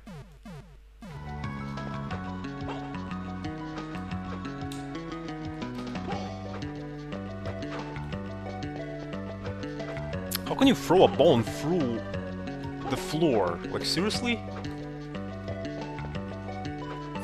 Although, why should I complain if I can use my noodle whip through the floor as well? Never mind.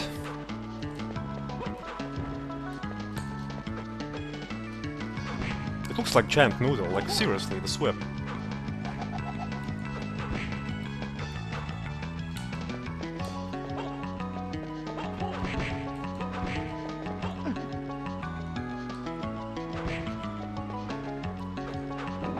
Oh. Secret. Okay, so we have a new type of skeleton here. Skeleton soldier, who now has, well, a sword. So he's being more clever he evolves, you know. We started with bombs. Then we went to his bones, which he was throwing. Then he acquired a spear. Finally, he evolved, and now, yeah, he has a sword. So, speaking about that enemy, wait a sec. It's kind of pretty easy to farm him here.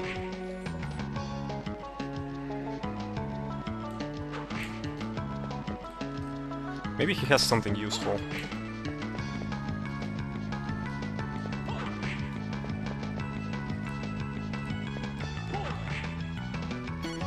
Leather armor, which I think I already have. Yeah. Yeah, many enemies in this game drop one of the same items, so... Yeah, too bad that this game... Well, at least for now, it doesn't have bestiary, as I noticed. So... I always liked bestiary in these Metroidvania titles. Where you can check how enemy looks, what it drops, how much experience you get and stuff like that. You know? And I want to receive more cards, but so far I only have 2. So I have no idea how to acquire more. So far I noticed I can get them from just... They're kind of like just enemy drops, and that's it. But what is the chance to get... God, these fucking gremlins. I think I'll start to hate them more than these fucking snakes.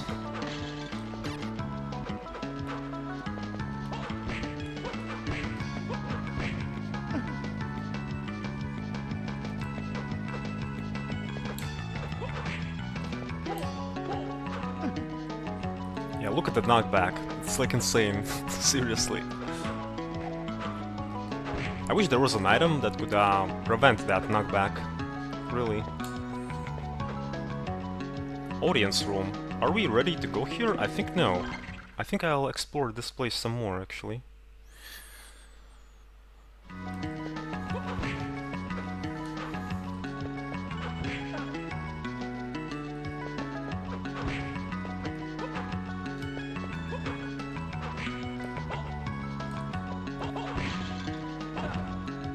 So, have you heard that story that, I don't know if it's true or not, but on eBay, someone was selling a rock, like a basic rock,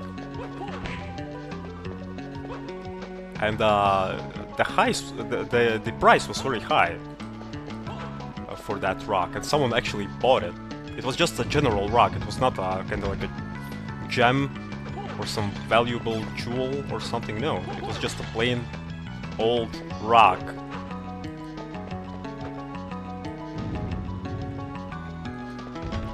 But you know, I'm actually not too surprised, because what enemies, Jesus.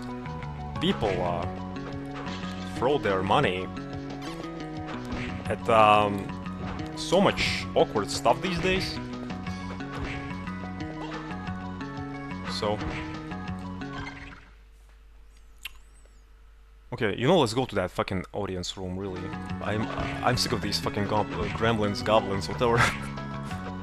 These flying dudes.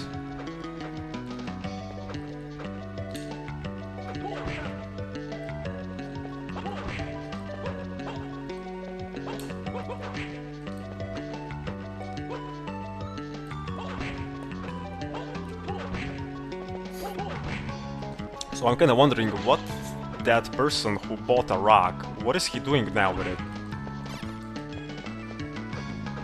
Is he just storing it somewhere?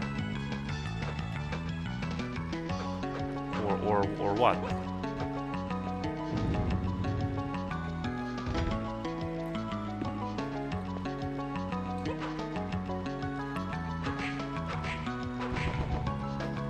Oh look, what do we have here? Another leather armor!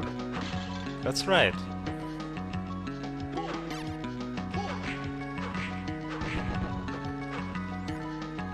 Well, Slime, stop dancing please and get over here. Come here! Oh, card, nice. Venus card.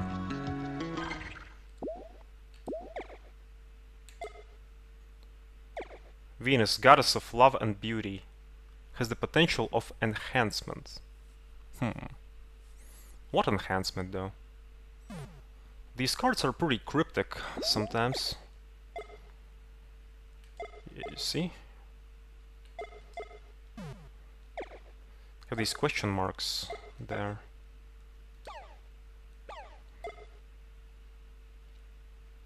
Well, Venus and Salamander. Let's try this combination. Oh! So I have this shockwave around me now. Nice. I like this DSS system, it's cool. Seriously. But the problem with this one though is that my MP is being decreased even when I'm not using it.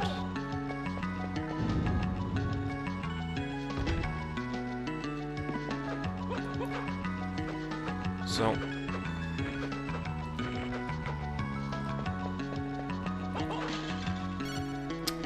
should I go with X? You know, I like Holy Water more though.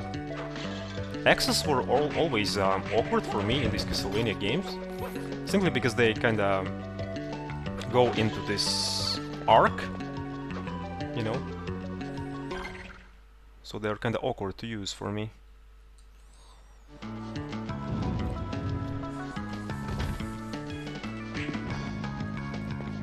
Okay, these skeletons still haven't learned.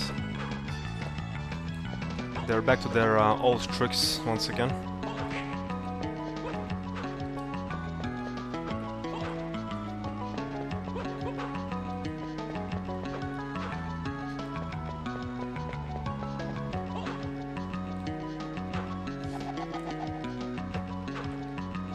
Can't go here. Okay.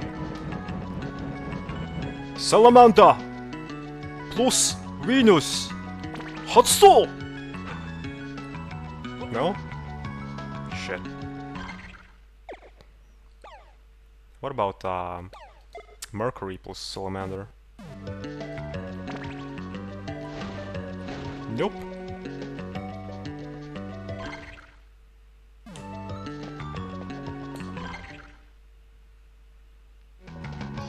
Just don't drop down, please. Oh. I remember this place. This is the beginning of the game. Where there was this awkward bat, which for whatever reason was carrying explosives with her. With it, so... It's locked, don't budge.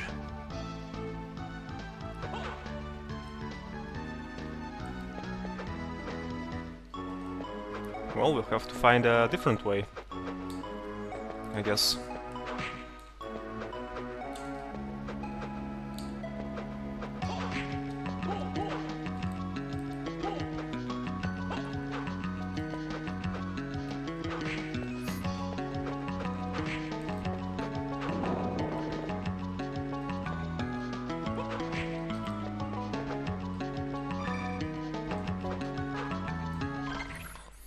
So, I wonder what is Dracula doing right now in his throne chamber that he locked his room.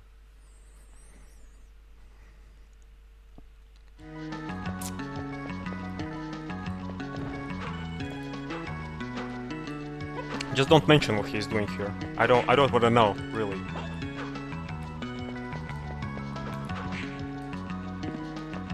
In what awkward BDSM is he engaging there?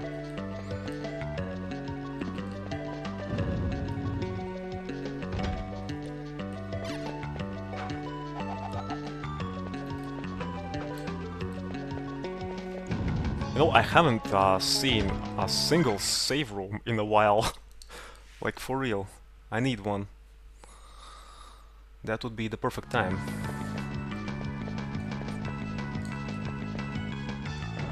Ouch. Triumph Hallway. Clinking Man? Hello, Clinking Man. What is a clinking man like anyway?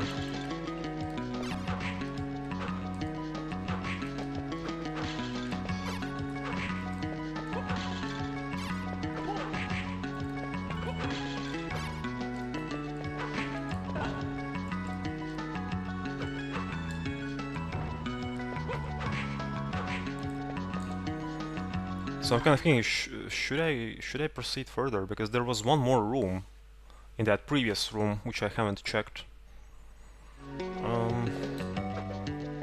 So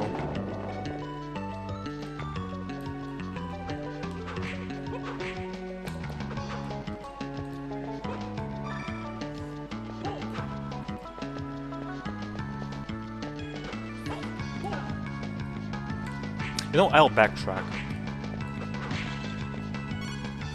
Just for the sake of confidence.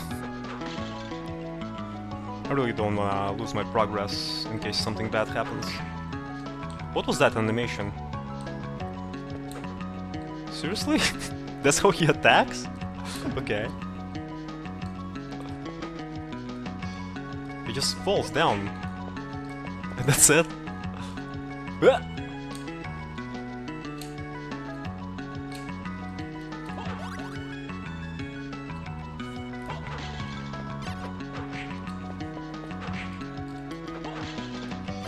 I think this clinking man had too much drinks the night before, you know.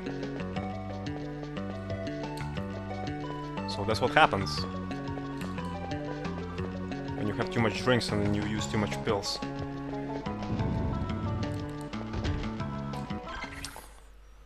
Okay, yeah, room down below here.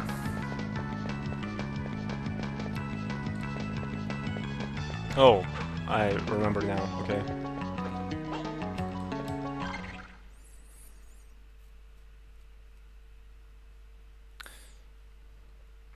Okay, to the right there was this throne room? Yes. Yes.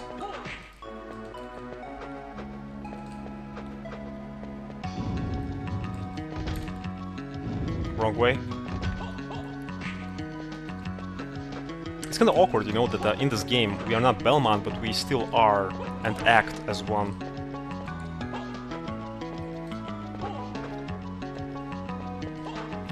Basically, Belmont wannabe is in this game, although he's not Belmont, he's Graves. What a fitting name for a Castlevania character. Graves. Nathan Graves.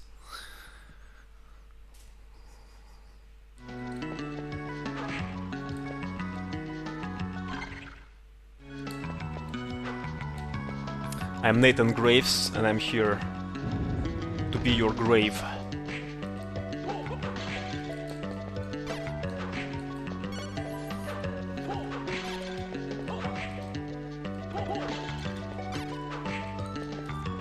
That's like the cheesiest line ever.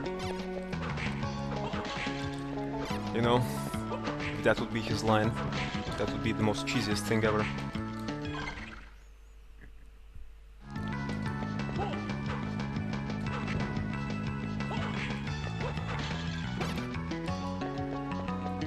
Do I still have my Salamander card? Yes, okay. Kinda forgot what I was equipping there. I thought I was still sticking to that Venus card.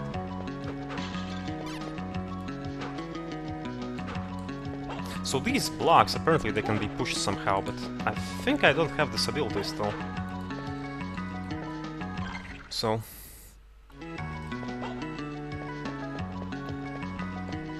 Wait, let me check some things here.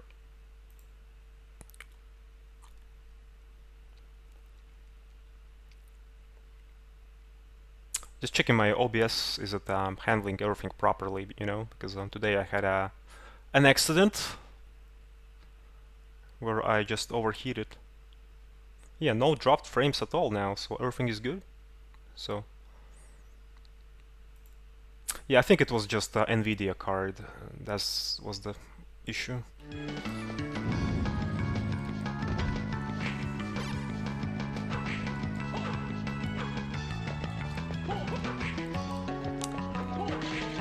So the thing that I noticed about this NVIDIA card is that whenever it's being used, my laptop is just working his ass off. Basically, the fan is running like mad, you know. That means that, well, it's very close to overheating, you know.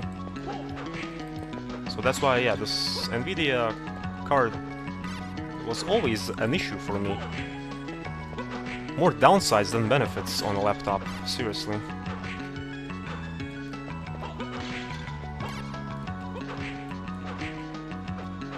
But when I'm using my internal one, basic one, Intel card, then everything is just silent, you know, no fans, acting like madman. And everything's just great. So... oh god.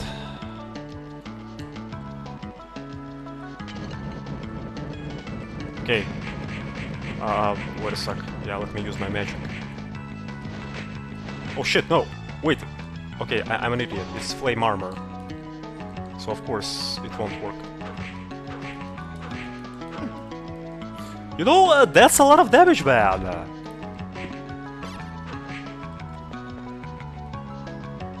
Okay, I have to figure out how to deal with this.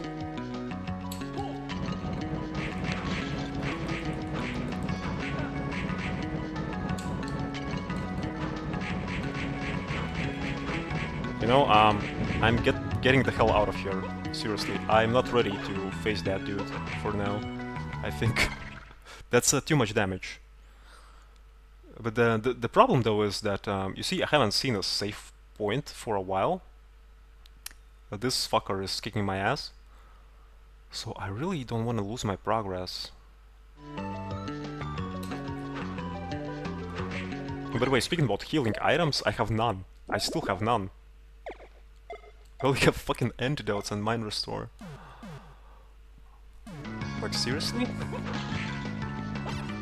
So basically the only way how I can restore my health is saving my game at the save point.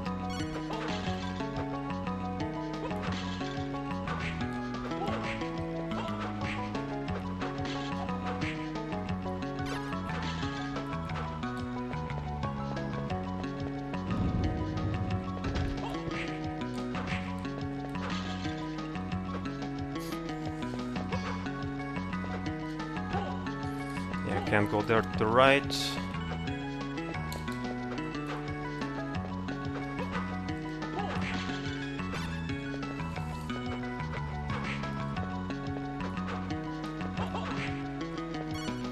Potion. Speaking about healing items, I guess this is the one. This is the one.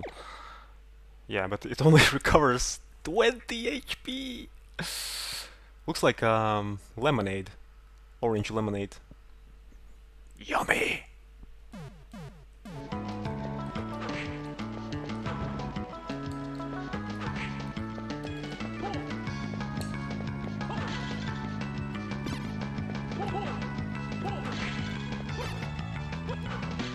No, wait! Yeah, now I have to be really careful with these skeletons and also with these drunkards. You know, these clinking men.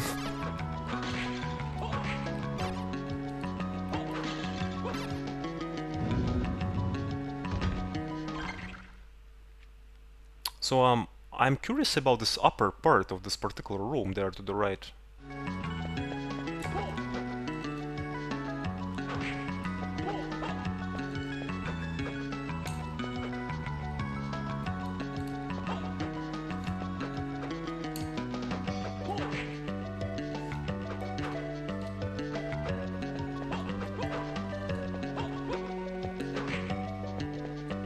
Yeah, I haven't been here still.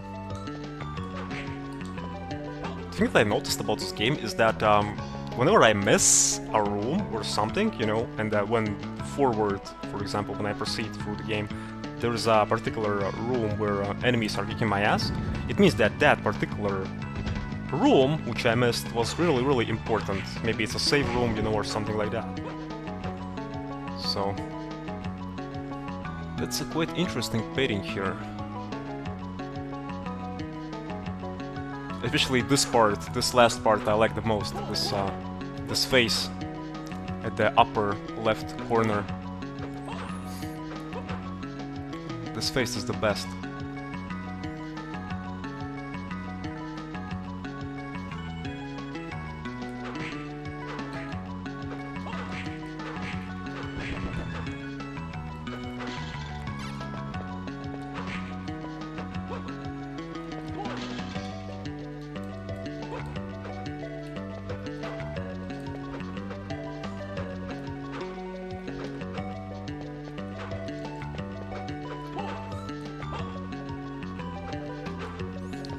Okay, let's explore this room first.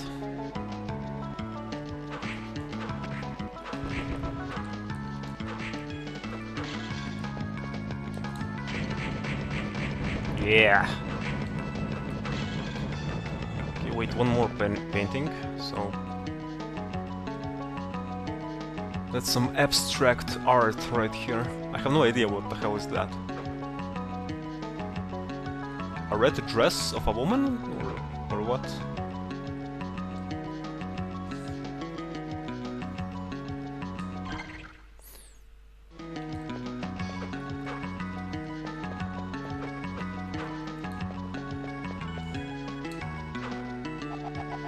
Oh, I can swirl the whip around when I'm crouching as well. Okay.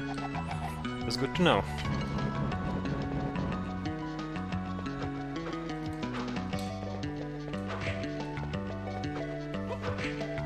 Electric skeleton, okay.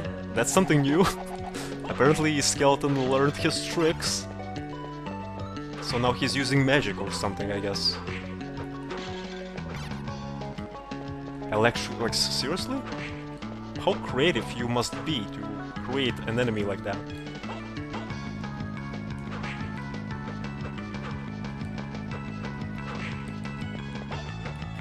What's next? Fire skeleton? Water skeleton? Dark skeleton. Let's just throw all the elements in. Natural ones and also these light and dark ones, you know. Pizza skeleton. Froze pizzas.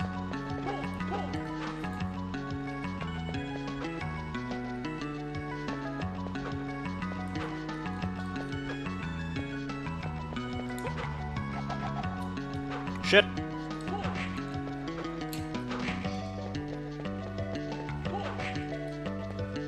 Yep, he's using magic.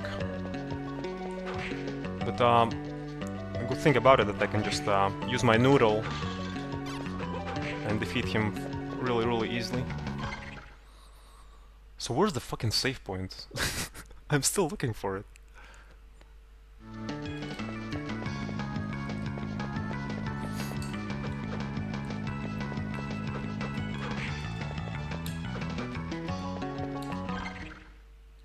Maybe this is the one.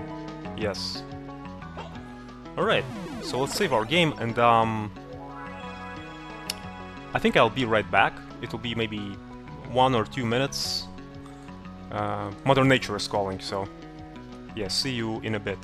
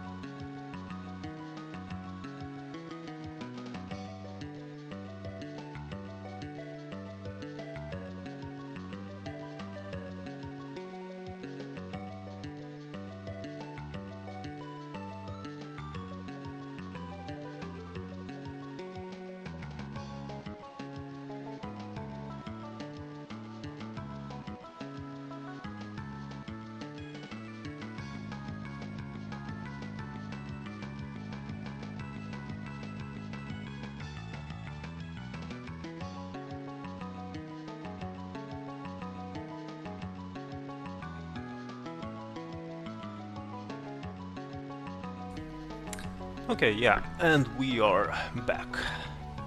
So, you know, when I returned to streaming, well, I haven't streamed too much in the, well, in this time. So now when I returned back to streaming, I actually start to appreciate streaming more. So, I forgot how awesome it can be, you know? So, ooh, Mandragora card. Let's check it out. Wait a sec. Mandragora. The Mandragora is represented as a humanoid with roots instead of feet. Has the power of plants. Okay. That's sounds pretty awkward, kinda. But okay, I'll take the power of plants. Why not? Okay, wait, how can I... Here we go. So let's see, Mandragora and Mercury equals...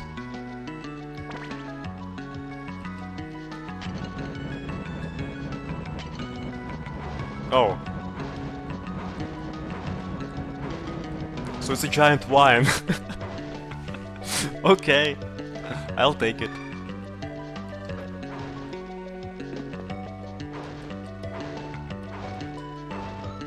So I guess these attribute cards, which are at the bottom, they kind of change how your whip looks and what it does. So basically, Salamander kind of adds fire element, right? This one adds plant element, I guess, Mandragora.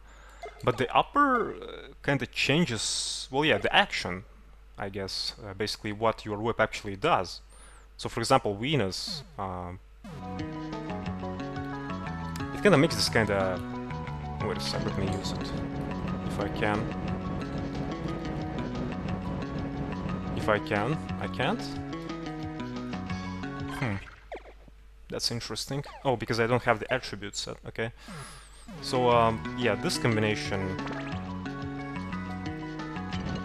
Why am I using my holy water? Ah! It does nothing, I guess. Well, it does something, but... I have no idea. But the thing that I noticed about this Venus is that, when you equip it with your Salamander... Oh!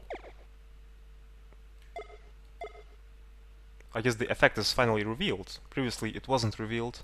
Inflicted damage increases by 25%. Okay. Okay, yeah, but the thing is about this Venus that...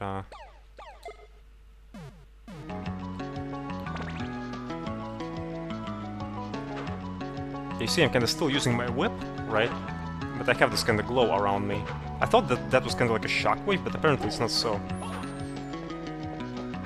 Maybe just for show, you know? I guess. Okay. So what does the Mandragora do?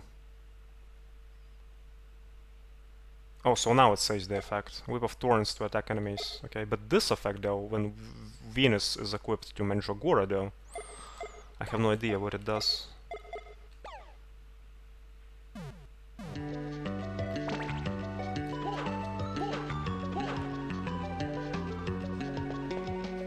Something is being done, but what exactly, I have no idea. So let's stick to that Salamander, I guess, for now.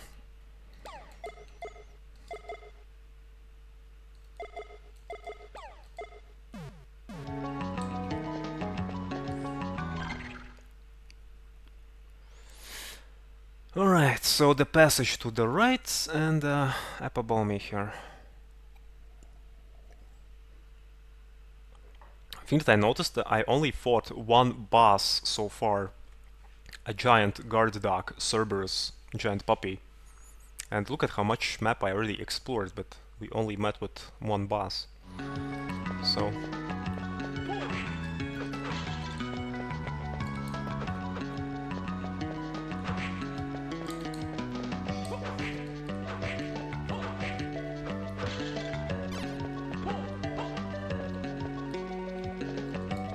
Wait, I have already been here.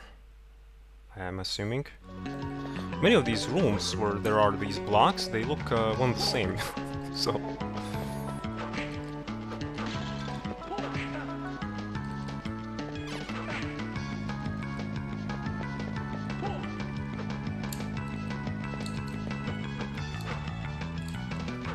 Yeah, I guess these cards are just received from enemies. They act just like random drops. So...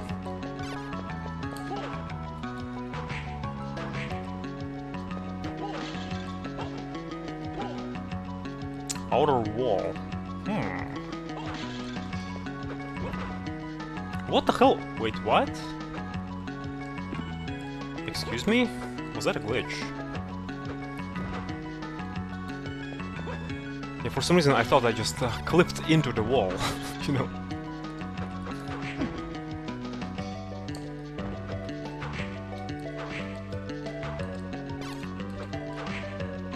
Alright, yeah, let's explore this room.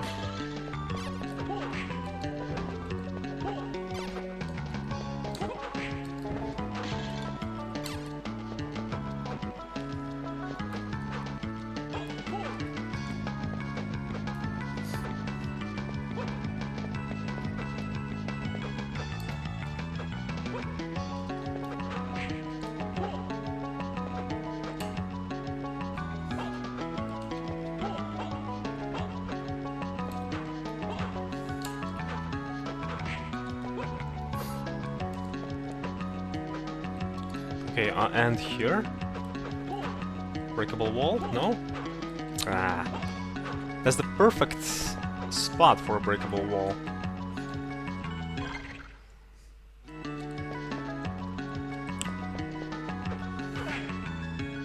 Designers were like, well, you know, there's a perfect place for a breakable wall here, but, you know, let's just not place it. John, you know, let's... Yeah, we were thinking about this breakable wall here, but John, please, no. We have so much of them already, and let's just, yeah, we'll just leave that ledge there. Let's just keep it at like it is, you know. But yeah, let's not place that breakable wall. We'll just trick people, you know, by thinking that, well, maybe there is a breakable wall, but there is not, you know. Alright! Gary, that's a perfect idea, you know. And yeah, that's how they decided not to place that secret there.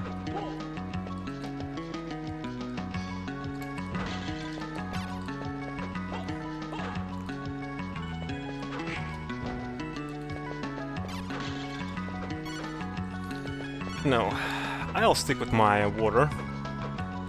I like water. Especially if it's a holy one.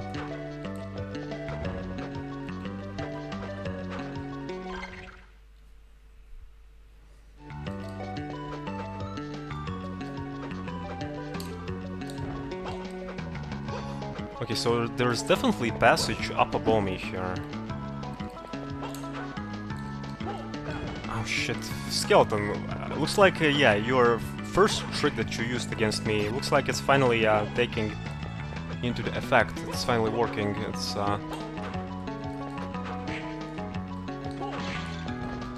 yeah. I take my words back. Everything I said about these bombs, they are awesome.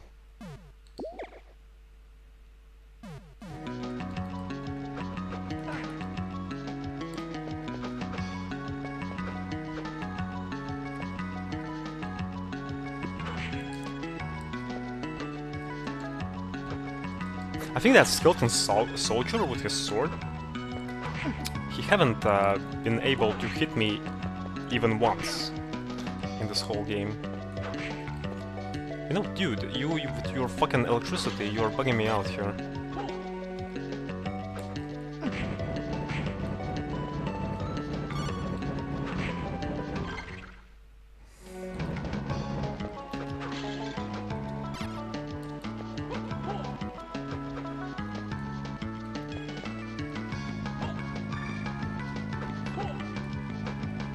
So I can, yeah, I can go to this place from the right, it seems.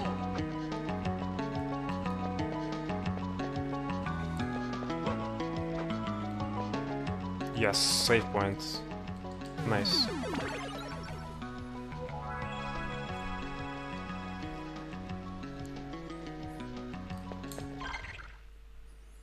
Wow, I explored like so much today. Jesus.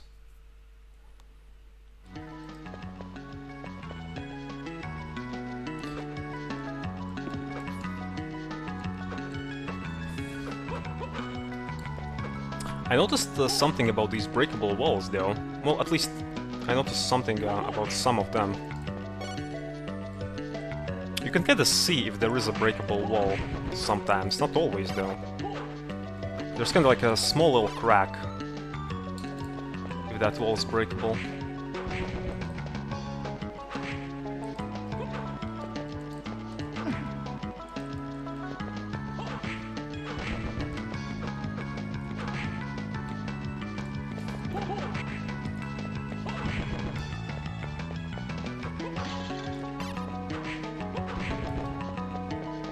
So we have these weird enemies here, which are just statue faces that are just spewing rocks at me. Is that even a word? Spewing? I think it is, right?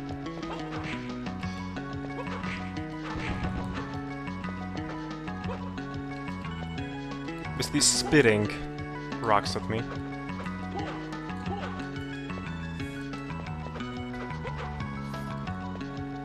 Maybe that's the new hobby of that dude that I mentioned before who bought that rock from eBay. Well, he decided that he can now spit his rock over and over again. He basically... So basically now what he does at home, that's his new hobby. He just sits in his chair all day long, takes that rock, places in his mouth, spits it, then takes it from the floor, puts it in his mouth again, and then, yeah, rinse and repeat. Was it worth it? Was it worth $1 million? That rock? We'll never know, but at least now this man finally found his purpose in life. To spit one and the same rock over and over again in his home. From his mouth.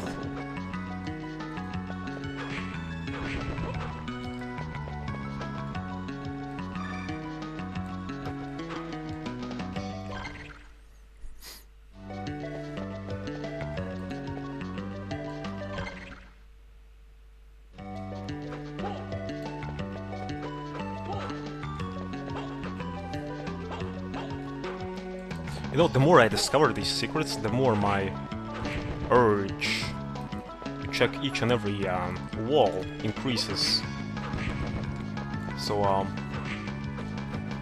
but that's how addiction works, right? It's a downward spiral.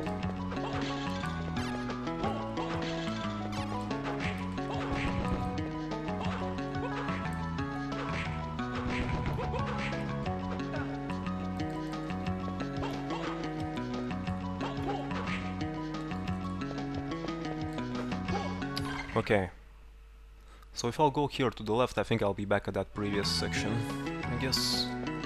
But I haven't explored it still, so I'm kinda curious.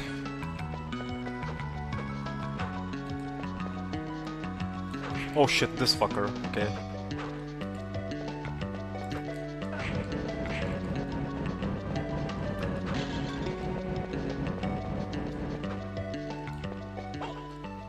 So now is the point in the game where game is just filling my ass with these save points for whatever reason.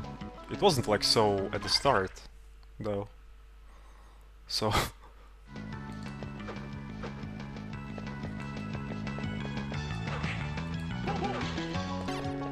Hey, John! Hey! Hey, John! Hey! We need more save points in this game. Can you just throw them in here? In this part? Yeah, sure, no problem.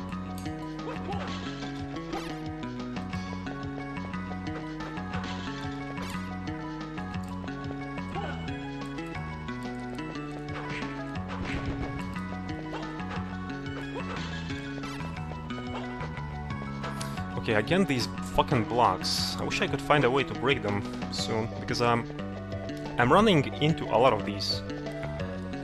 So...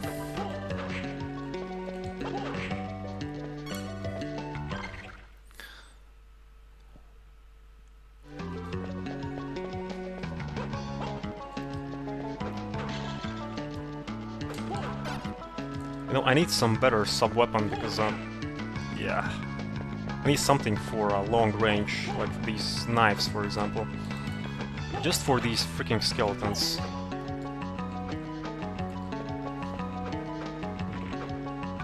Can I make it? Yes.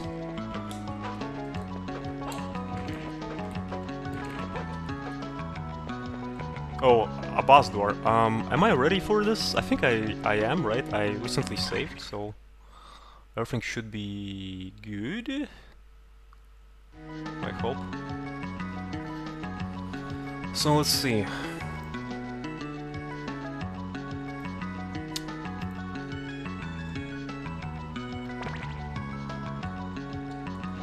Okay, correct magic set.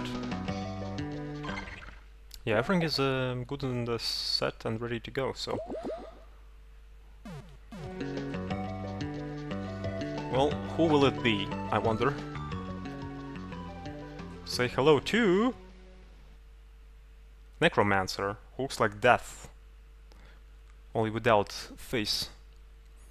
Extraordinary, to be dropped into the abyss and still live. Yeah, I have to make my death voice. But your luck is about to run out. Which should sound like this, you know, like... I don't know why in video games, whenever there's voice acting and some menacing enemy appears, which is a skeleton or death or something, you know, the embodiment of evil. So that enemy usually has this kind of squeaking, squealing voice, you know, like... Get out of my way! Child, before I finish you, I will tell you some news. Your precious master is already in our power. What? That old man will feed us with his soul. The rite has been prepared, and we only await the full moon. 9? Oh shit. Okay. Okay, time for my magic. Which is not working, as I noticed, too effectively against this fucker.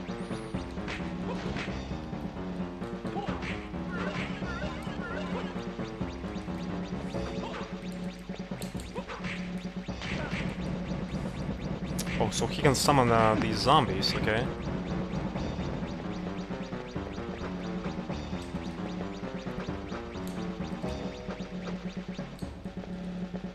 And also balls.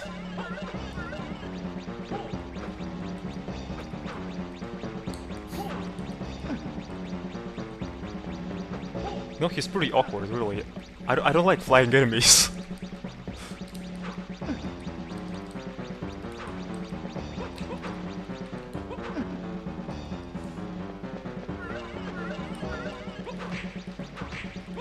think that this boss, this is it. He'll kick my ass. Seriously.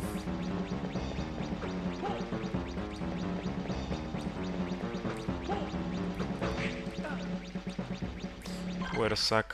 DSS.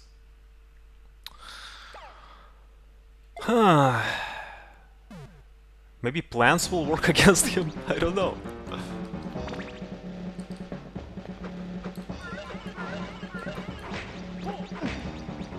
Well, it's +2 damage increase.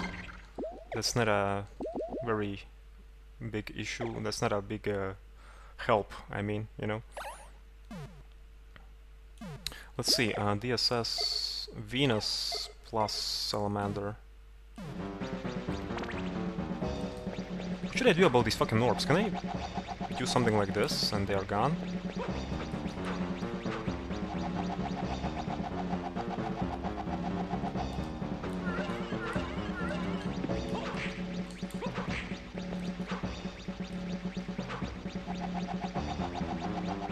Nope.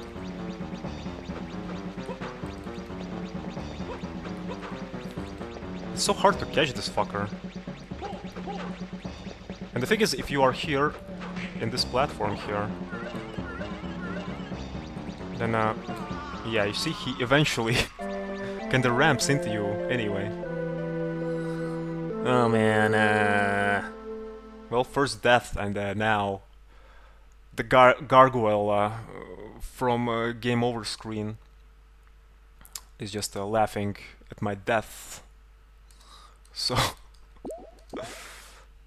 alright, let's continue.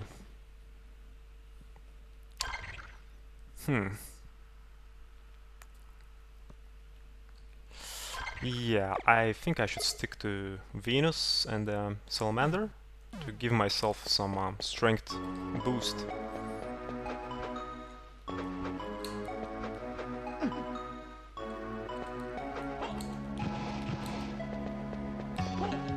So I'm kind of thinking, how should I go about this boss?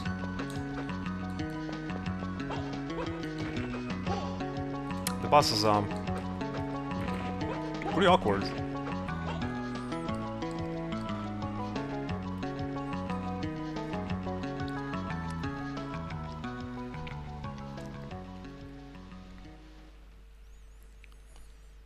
Can I skip this dialogue, I wonder? No. Game says no.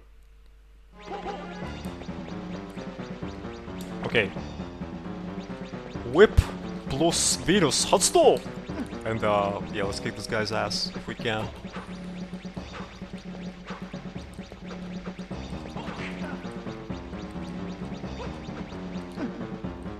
You see, I'm running into these fucking balls.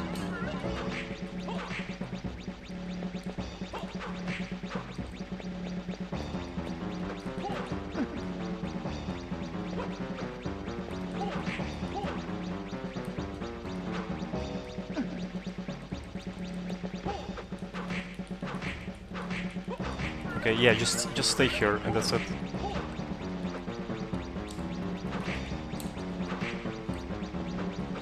Ah!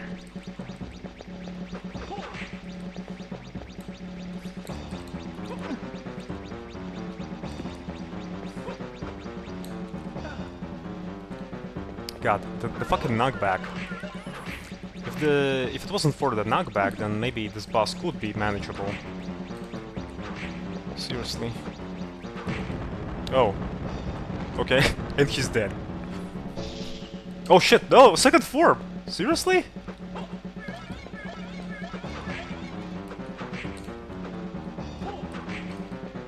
Well, at least... Well, yeah, now he just oh my god, that's a lot of my skeleton friends here.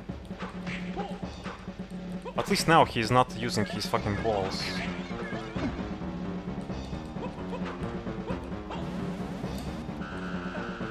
Okay, I take my words back. Now he uses something more awful than that.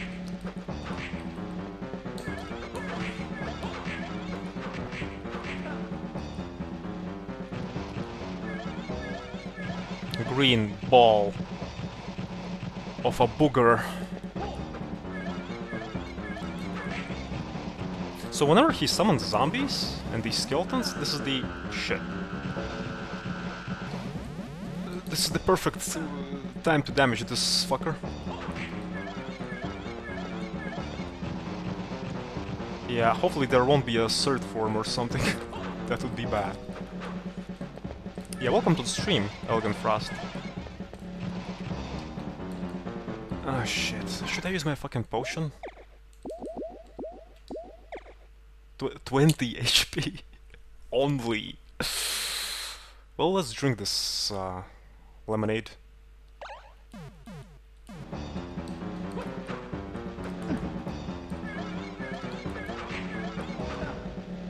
No, slide. Slide like Leon Kennedy. Here we go.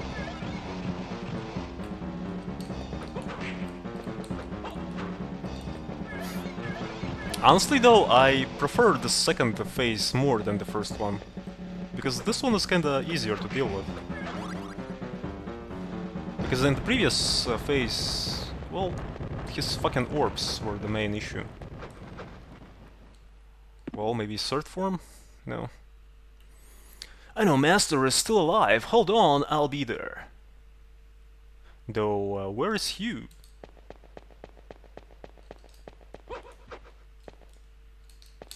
So, okay. Tackle received. Forward plus special move button makes the player charge. Some blocks can be destroyed with this move. Nice. So finally I can play around with these blocks. I remember there were a lot of these things in this game.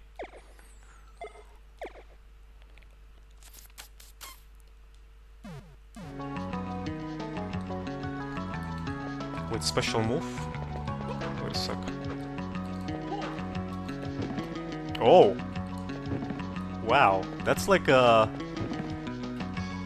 Leon Kennedy 1000%. How is this game so far? It's actually pretty good. The thing that I like about it is that it's pretty hard, actually. It's not your usual Castlevania, you know? Which just gives you plenty of save points in each and every room, you know? No, here, yeah, the game is actually challenging, so... Have you played this one?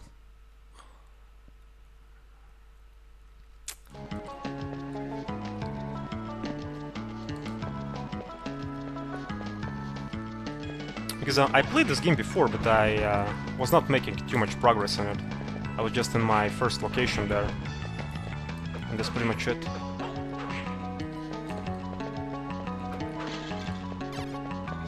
Wait, am I going the right way? No.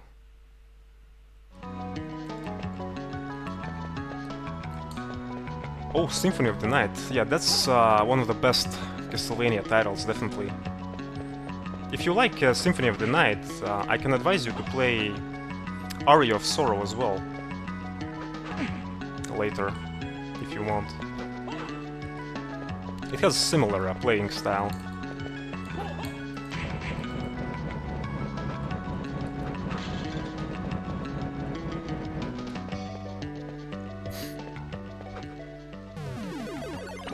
Yeah, on GBA I played all Castlevanias. There are free. Basically, there are free Castlevanias on GBA and free on DS. So I don't know too much about DS. I looked into them. They looked fun, but I haven't played them. But speaking about GBA Castlevanias, if you really want to play someday GBA Castlevanias, I advise you to play this game and also Aria of Sorrow. But there is also a third game which is called Harmony of Dissonance. That one, well, people have kinda love or hate relationship with it. Really, it's pretty awkward. Harmony of Dissonance, it's, yeah, it's kinda either you love it or either you hate it. You can give it a try, but the thing is about that game, about Harmony of Dissonance, it's really similar to Symphony of the Night. There are many assets which are actually reused in that game. So it's almost like Symphony of the Night for the GBA. Only there you play as Belmont for whatever reason. So...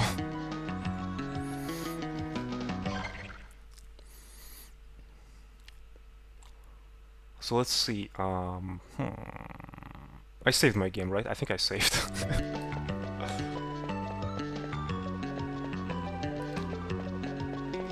Dawn of Sorrow is it's good, but it kind of has this anime feel to it.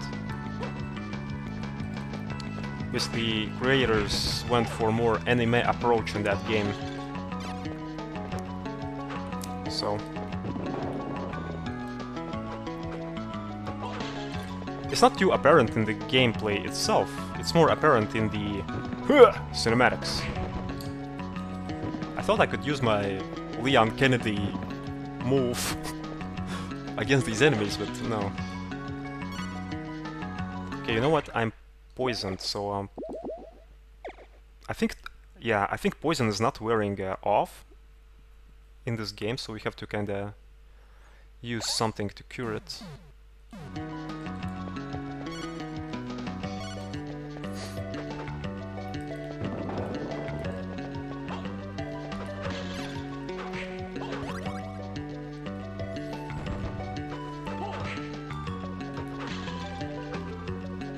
I'm still waiting for Alucard in this game.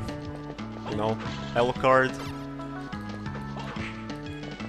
appears from a coffin somewhere, definitely. Being shirtless, with a long kick-ass sword. So... But to be honest, I have no idea if he'll actually be in this game, because... although this game is part of Castlevania series, it's not part of Castlevania timeline. It's not related to Belmonts at all.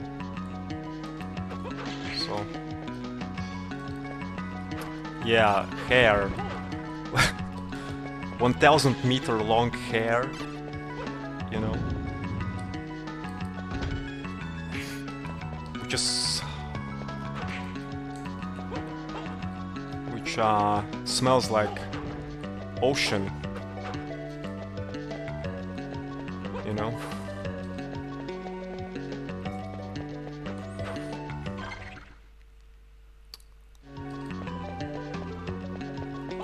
Can I break this wall? Nope.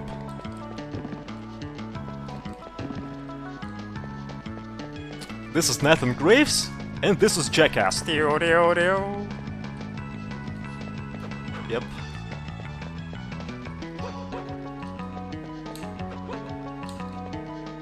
So the more I acquire these abilities in this game, the more I'm becoming athletic. I can double jump. I can run. I can be Leon Kennedy from Resident Evil 6.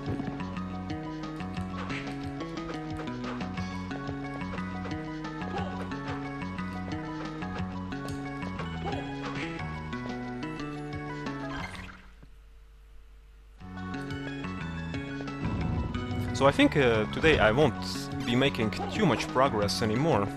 Today I want to explore these areas which have these blocks in them, you know?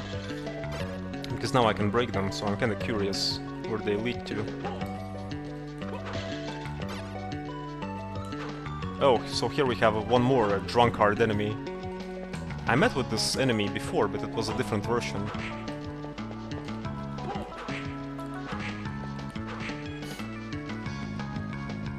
So yeah, basically, don't drink. That's what will happen.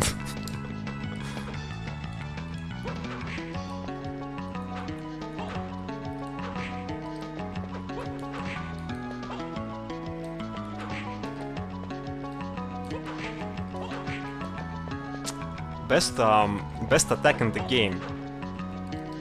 Just fall onto the character, and that's it. Do you get additional weapons in this game besides the whip? No. You only have whip here. Yeah, you see, the only equipment which you can change is your body, armor, then also the armor for your arms, kinda, and that's it. And of course you have these use items. So, but the thing is, why this game is so unique is that, okay, you have only your whip, right? But you have this dual setup system basically you acquire these cards in this game, and you can make different combinations of them. You see there's kind of top row and bottom row, and yeah, when you combine them, you can execute magic with your whip. So for example, I have this something something and salamander card, right? Mercury and salamander, I guess. So basically when I use it, then my whip has this fire attribute to it. So that's, yeah, kind of cool. So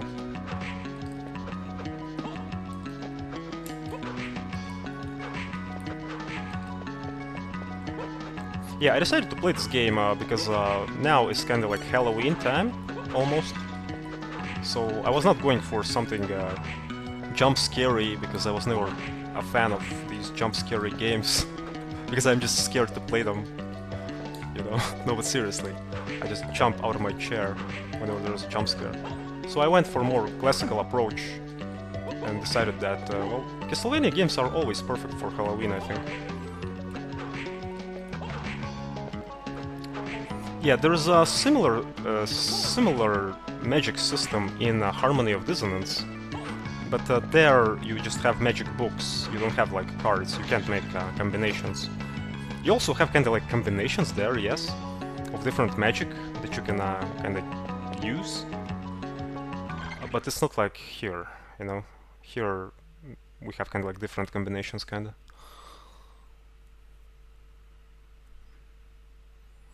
Well, yeah, that's why I say, you know, Castlevanias always are the way to go, because that's kind of like classical horror, not your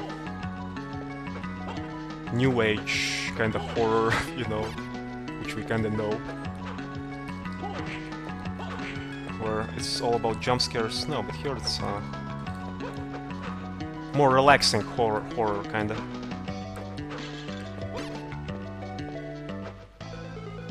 Oh, Machine Tower. Oh shit. So the thing is about this place, it resembles Clock Tower. And you know, whenever you are at the Clock Tower in Castlevania games, well, then that means that the shit's gonna become real, really. One of the most trickiest places in the game. Am I ready to tackle this place today, I wonder? I think no, actually. I want to explore some of the map with my tackle, Leon Kennedy tackle.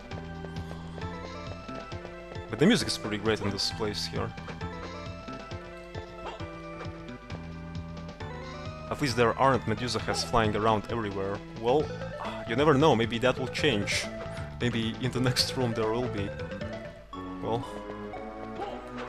But I think, I guess I'll find out, my English. Find that out in the next stream. Yeah, today I'll be just exploring the map here.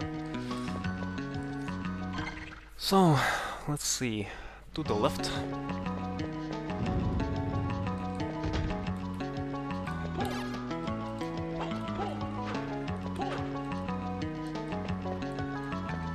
Wait, Symphony of the Night, it's your first playthrough through that game, right? Can't tackle these blocks, though.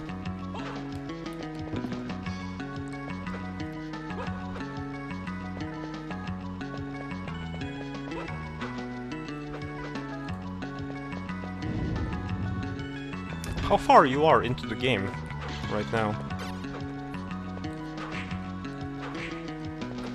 I haven't played for a while Symphony of the Night myself, so I kinda forgot about different places in that game, I bet. Different locations.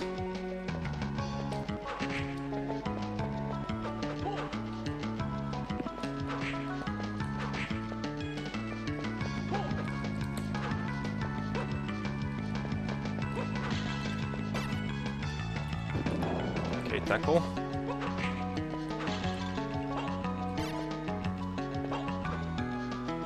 Oh yeah, the flipped castle mindfuck. That was an awesome mindfuck. I like that concept of that game a lot, actually.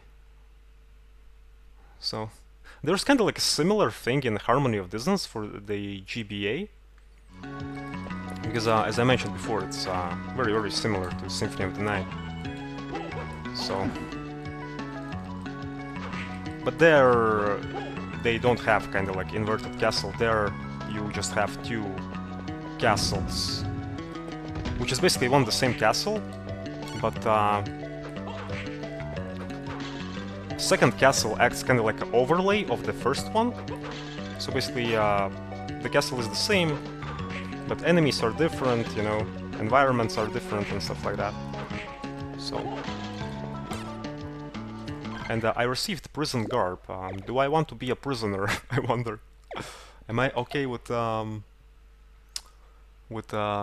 putting these clothes on me? Clothes that were worn by a prisoner. Well, yeah, that's gives me more strength, but decreases defense though. You know, I really need that defense because enemies are kicking my ass really in this game. Yeah, this game is pretty hard, so...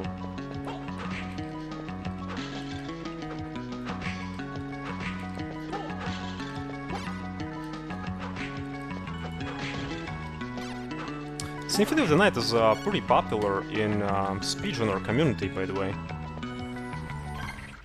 So whenever there's GDQ or ESA, there are many people actually running that game each year, I noticed.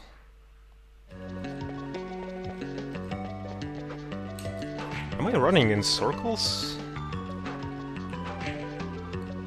I think I am, actually.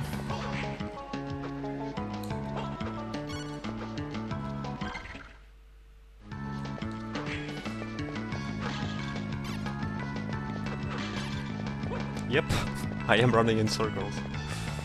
Whoops.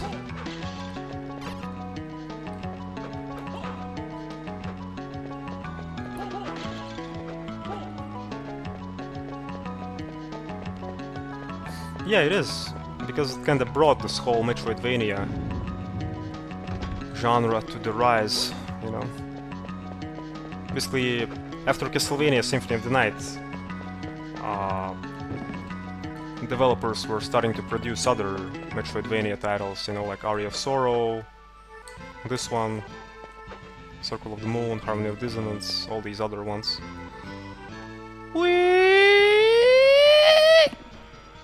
Oh, I'm still alive somehow, okay.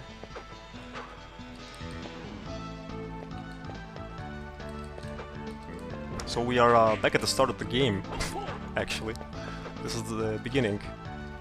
Where Dracula somehow destroyed the floor with a bat, which apparently was carrying explosives or something. Like seriously, he just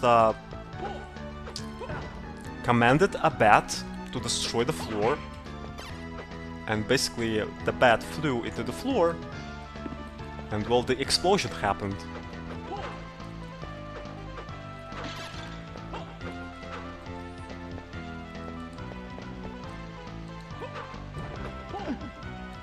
So, can I do something about this here? Nope.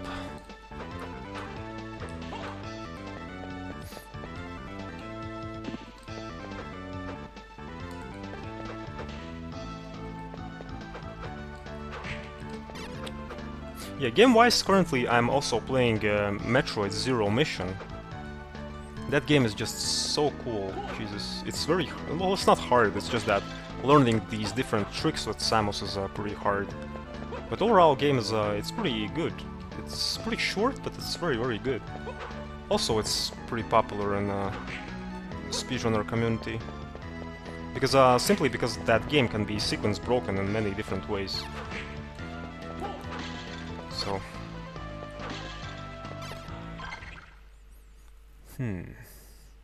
I remember in this place there were some breakable blocks as well. Yeah, if you want to play Metroid games someday, I advise you to start with Metroid Zero Mission. It's a remake of the original Metroid, but it's way better than the original, in my opinion. So...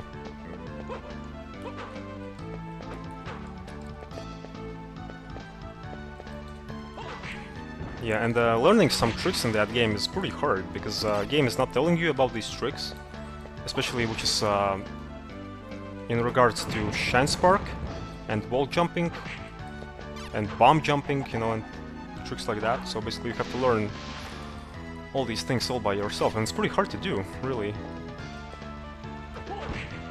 All these Shine Spark tricks and wall jumps and bomb jumps. You can kinda go through the game without learning these tricks. But it's just that, you know, if you want to get everything in the game, for example, if you're a completionist, then you will have to learn Shine Sparking eventually. Wall jumping and bomb jumping, not so much, though, so...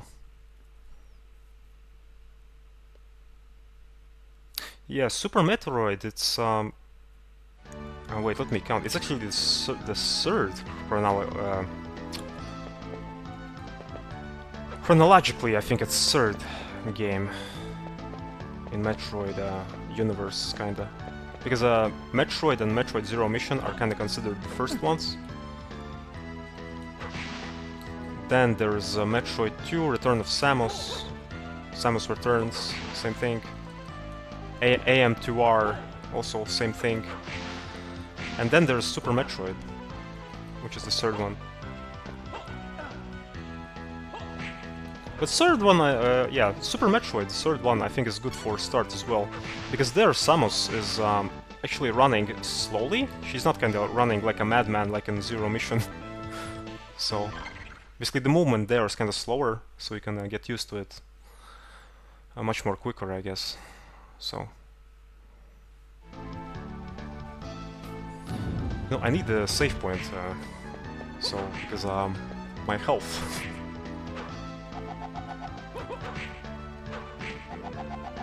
Wow, that's a lot of antidotes. Thank you, Snake Pit.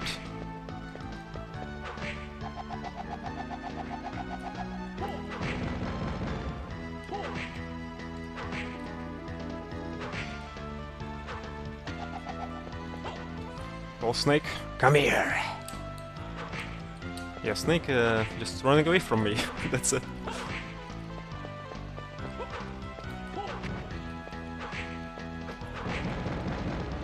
There's also Metroid Fusion, which comes after Super Metroid, which is on GBA.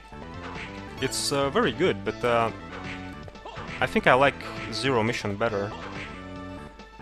Because in Metroid Fusion you can't sequence break the game. Basically it's pretty straightforward. You just have to go where the game tells you.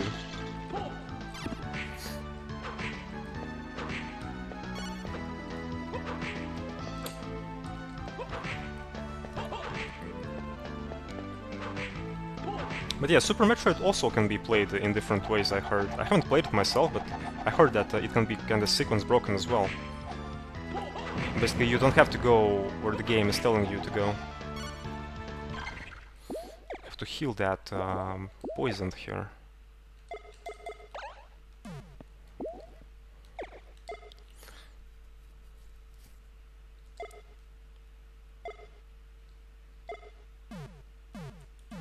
Alright.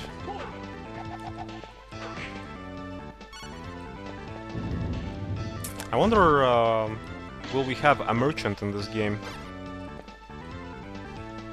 Because I really need to sell all these ropes, which I get so frequently. Let's check out that room to the right and then let's save, and I think that will be it for today, actually. So... Oh wait, okay, this fucker. Yeah, that's why I was not visiting this room, because there's this fucking demon. Well, just run! Run, Nathan, run! Here we go, it wasn't so bad.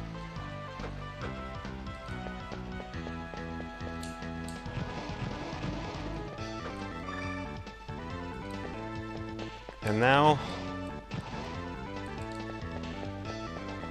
Okay. I think I could deal with these enemies now, because now I'm kinda more powerful than at the start, but still I'm kinda afraid of them. So...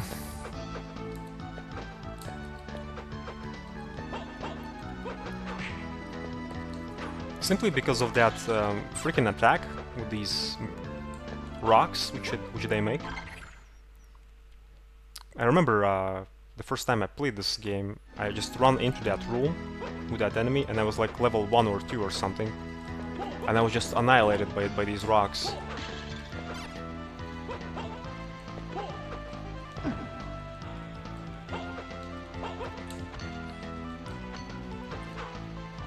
Catch!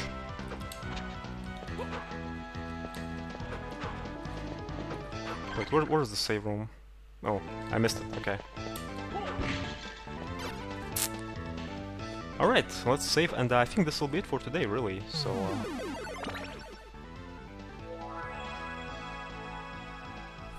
yeah, I think I made a decent progress today, actually. Look at how much of a map I explored. But I only defeated 2 bosses, actually. Believe it or not. Although, look at how much map is explored. But yeah, only 2 bosses. So... I heard in this game you only have 1 map. You don't have like this mindfuckery like in Symphony of the Night or Harmony of Dissonance with 2 maps. No, there's only 1 map and that's it. So...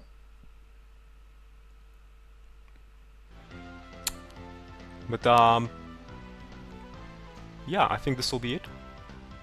So yeah, usually for maybe people who are not aware, I tend to keep my streams at around 3 hours or so.